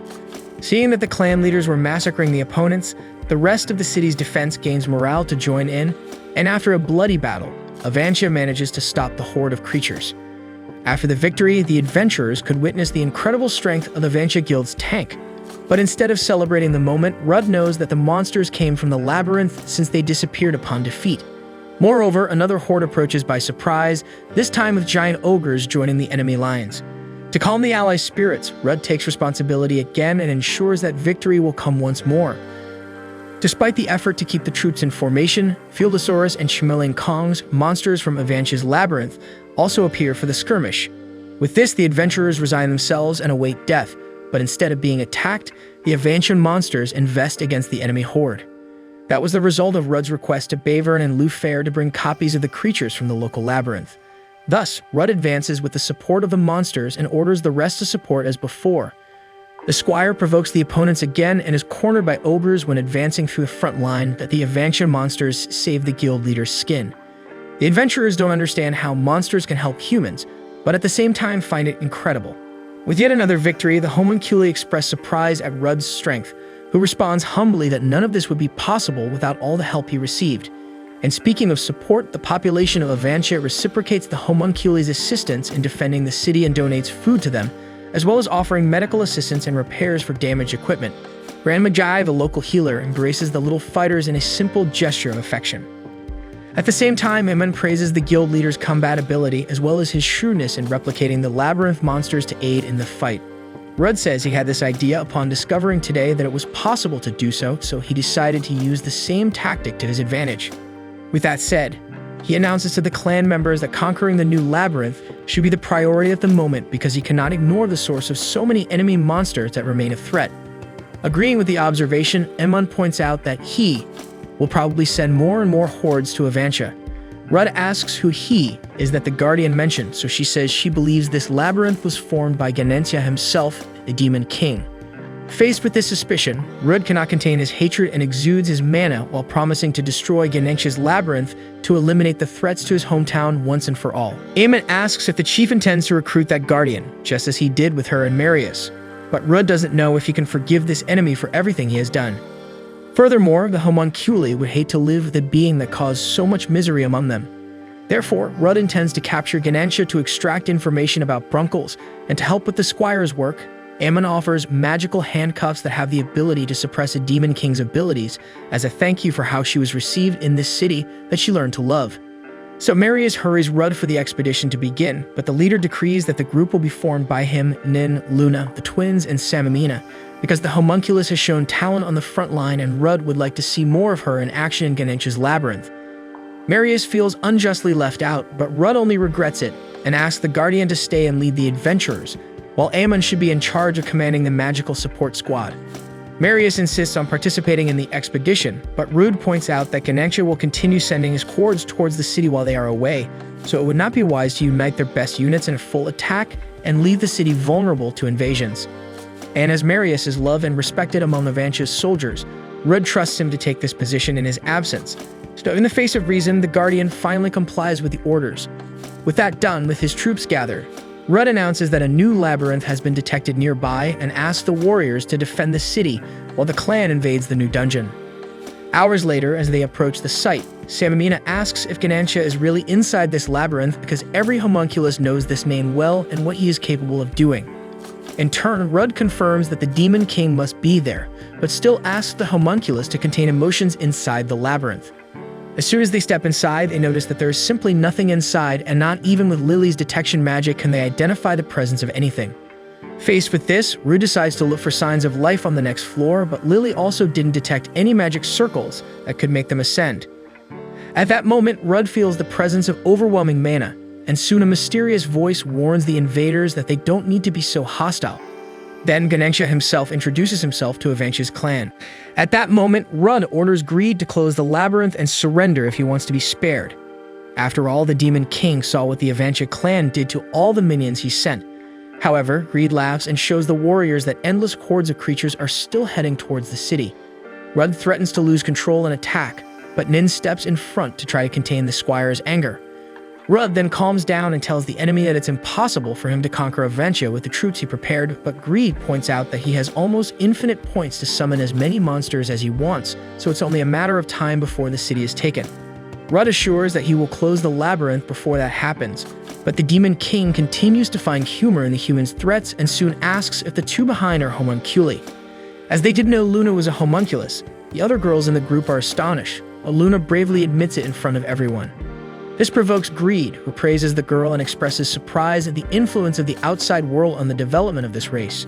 Afterwards, Greed extends his hand to the girl and calls her back to him, but Luna draws a dagger and makes it clear that her only master is Rudd. Right behind them, Nin and the twins ask why everyone kept this from them for so long, and Luna, overwhelmed by memories of friendship with the girls, tries to justify it, but they postpone the conversation for later because there's an issue to be resolved, siding with Luna. Greed then assumes his demonic form and decides to take everything by force, even though he doesn't like this method much. He delivers several punches to Rudd's shield, which almost can't bear the weight, but Rudd merges his mana with his body to gather strength and push back the opponent. Lilia tries to hit the target, but without success, and when Samamina asks for passage for her attack, Rudd notices that Greed looks at her differently, so he orders the homunculus to retreat, but Greed manages to hit the girl's face and knock her down. Rudd absorbs the damage that his companion took, but she tells the tank to leave her aside because her only function is to protect the homunculi, therefore she should be seen as dispensable. Rudd notices that Samamina is willing to die to defeat the enslaver of her people, and so he orders her to stay out in the fight because he doesn't want anyone to die. Samamina insists that her life has no value, but Rudd reminds her that Greed used his race as a tool and asks if she wants him to become the type of human she hates. Samamina reflects on the question, but Greed appears to interrupt the conversation and tries to cast a spell. However, Nin and Lily activate a magic shield to protect the team. Then, Rudd uses Taunt on the Demon King, who attacks the tank immediately, but is soon isolated with a kick. So Luna deactivates the magic the demon was casting, and moreover, he receives strong blows from Lilia and Samamina. With the enemy weakened, Rudd seizes the opportunity to put the magical handcuffs on him. Meanwhile, as Avantia was surrounded by endless hordes of monsters, and Obra was about to finish off an adventurer, until Kyglis appears and saves her, motivating everyone to fight with more confidence. Already in the midst of the horde, Marius exterminates several enemies at once. However, Ammon doesn't show the same willingness and prefers to eat donuts in the middle of the war instead of fighting. One of the mages reminds her that Manisha would only make the donuts as a reward for the demon's effort and threatens to tell the girl that Ammon is slacking off. Therefore, Amon reconsiders and joins the fight, invoking a magic called Chat Magic Venoir, producing a bubble of light that reaches the sky, and so Marius tells everyone to run until a huge explosion hits the front line. Meanwhile, Rudd prepares to take the prisoner back when he notices that the Demon Kings have a different jewel on their chest. Suddenly, a mass of energy emerges and almost runs over the guild leader, and Rudd feels that everything they've faced so far doesn't compare to this power. Then from within the mass, the real Greed emerges, explaining that he made a copy with his memories and abilities, becoming an almost real homunculus. However, the power of this copy is noticeably inferior to the original. Faced with this, Reed officially introduces himself, even though he thinks it's unnecessary, as he will soon bid farewell to his enemies. He then makes Rudd skate with a small hand movement, making the Squire realize that even the smallest movements have a great impact with this absurd speed, and that he can't defeat this opponent without merging his body with mana. However, even with this ability, the opponent continues to have the upper hand over the tank, so Nin conjures a magical rain to disperse the aggressor. As for the twins, they merge and advance against the enemy, delivering several swift blows, but not enough to hit him. Samamina tries to do her part, but she ends up isolated, making Luna intervene to prevent the worst. At that moment, Gree begins a transformation, and Rude instructs the team to prepare for what is to come. After the process, the demon attacks the leader of the adversaries once again, taking a piece of his defense. Faced with this, Lily takes on the duel and asks Nin to heal the tank while she does so, but even the powerful fusion of the twins is forced to stay on the defensive against the Demon King, so Rude begins to believe that the only chance of victory is to wait for the ideal moment for a single powerful blow. Next, Lily casts a wind spell on the target, but he makes it clear that it's useless against him, retaliating with an intense hurricane that dissolves the fusion and knocks down the twins. Rude tries to put his plan into action at that moment because he has already accumulated 20,000 points of damage suffered, so he hits Ganesha with life conversion. The impact is powerful and sinks him into the wall, but he seems to have not suffered, and soon he resumes attacking the group, which this time has 2 fewer combatants. Faced with this immense power, Rudd knows that he will only have a chance if he concentrates all the mana he can around his body, so after doing so, he manages to tear Ganesha's shoulder with his sword, but in return, he takes a kick that throws him away and takes away a good part of his defense. However, with this he can use life conversion again, so he plans to imbue his entire body with mana and attack with all he can. However, the Demon King dodges life conversion and applies a magic blow that destroys Rudd, leaving him on the ground unable to get up. Seeing that there is no way to defeat this enemy, Rudd orders his companions to flee, but Ganesha envelops the entire dungeon in total darkness. The clan members are knocked down one by one, and the leader knows he needs to help, but as he can't, they are all defeated before his eyes. Luna still tries to react, but Ganesha grabs the girl's neck and begins to squeeze tightly.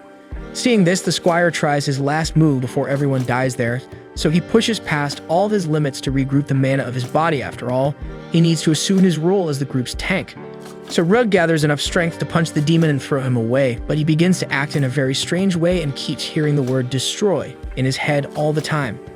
Out of control, the tank begins to beat the enemy in a way that no one imagined possible and even enjoys it. Nin draws the leader's attention, who does not recognize the girl and prepares to finish her, but the saint casts a spell to bring the man back to his consciousness. Faced with this, Rude recovers and feels as if he had been swallowed by his own mana until the process takes over him again, as if the mana were acting on its own. At that moment, the Squire remembers that Ammon said that those who cannot control their mana can become monsters, so he tries with all his might to control his breathing and suppress his mana. With some insistence, he manages to avoid his transformation and thanks Nin for what she did for him. Then he looks around and sees the rest of his team lying on the ground and says that he could not afford to be engulfed by his mana because his obligation is to protect everyone. Despite the effort, Ganesha shows that he is still alive and announces that Avantia will be destroyed, and after showing scenes of the battle, he states that he will eliminate every last grain of dust from this world. Rudd tells Nin ironically to cover him with her healing spells because he will give his all in this attack. Finally, he says he knows it's an irrational request, but Nin disagrees with the leader and proudly says that she is the healer of the group, so the tank can do what needs to be done. In the meantime, the projected scenes of the war in Avantia show Marius, Kiglis, and Ammon holding the front with strength and determination, while civilians help as they can with supplies. Thus, Rudd ironically tells the Demon King that thanks to him, the detection ability worked, and he could see that all the allies are in the same place. With this, the clan leader uses the sacrifice shield, granting a magical aura to the city's defenders, who feel their bodies becoming lighter and their defenses improving. Then Rudd explains that the fact that Ganesha showed all these images of Avantia allowed him to send the sacrifice shield to everyone. In this way, he accumulates 1 million defense points and delivers the most powerful life conversion ever seen, throwing Ganesha into space. Hours later, in the late afternoon, the clan group emerges on the horizon and everyone celebrates the return of the heroes of Avantia. Venetia runs to hug her brother because she always believed he would return alive, so she welcomes him back after the triumph. Right behind, Marius and Ammon come to meet the leader, and they say that there were too many enemies, so they couldn't lead the troops like Rudd, but that the city was defended nonetheless. Next, the whole city is around the Squire, and everyone reveres the guild master for conquering the most dangerous maze in record time. However, despite the attention around him, Rudd emphasizes that it was only possible to conquer the dungeon by trusting that the defenders of the walls would do a great job, but still, the people do not stop revering the strongest tank of all. Then, after the defeat of the demon king Ganensha, times of peace come to Avantia, and its people can finally enjoy life with lightness and joy, without having to worry daily about the endless threats of the mazes that surround their domains. For those of you who made it this far, drop a comment down below with the word juice, and don't forget to subscribe to the channel to keep up with the next anime season, which is sure to have a lot in store. So, I'll see you there.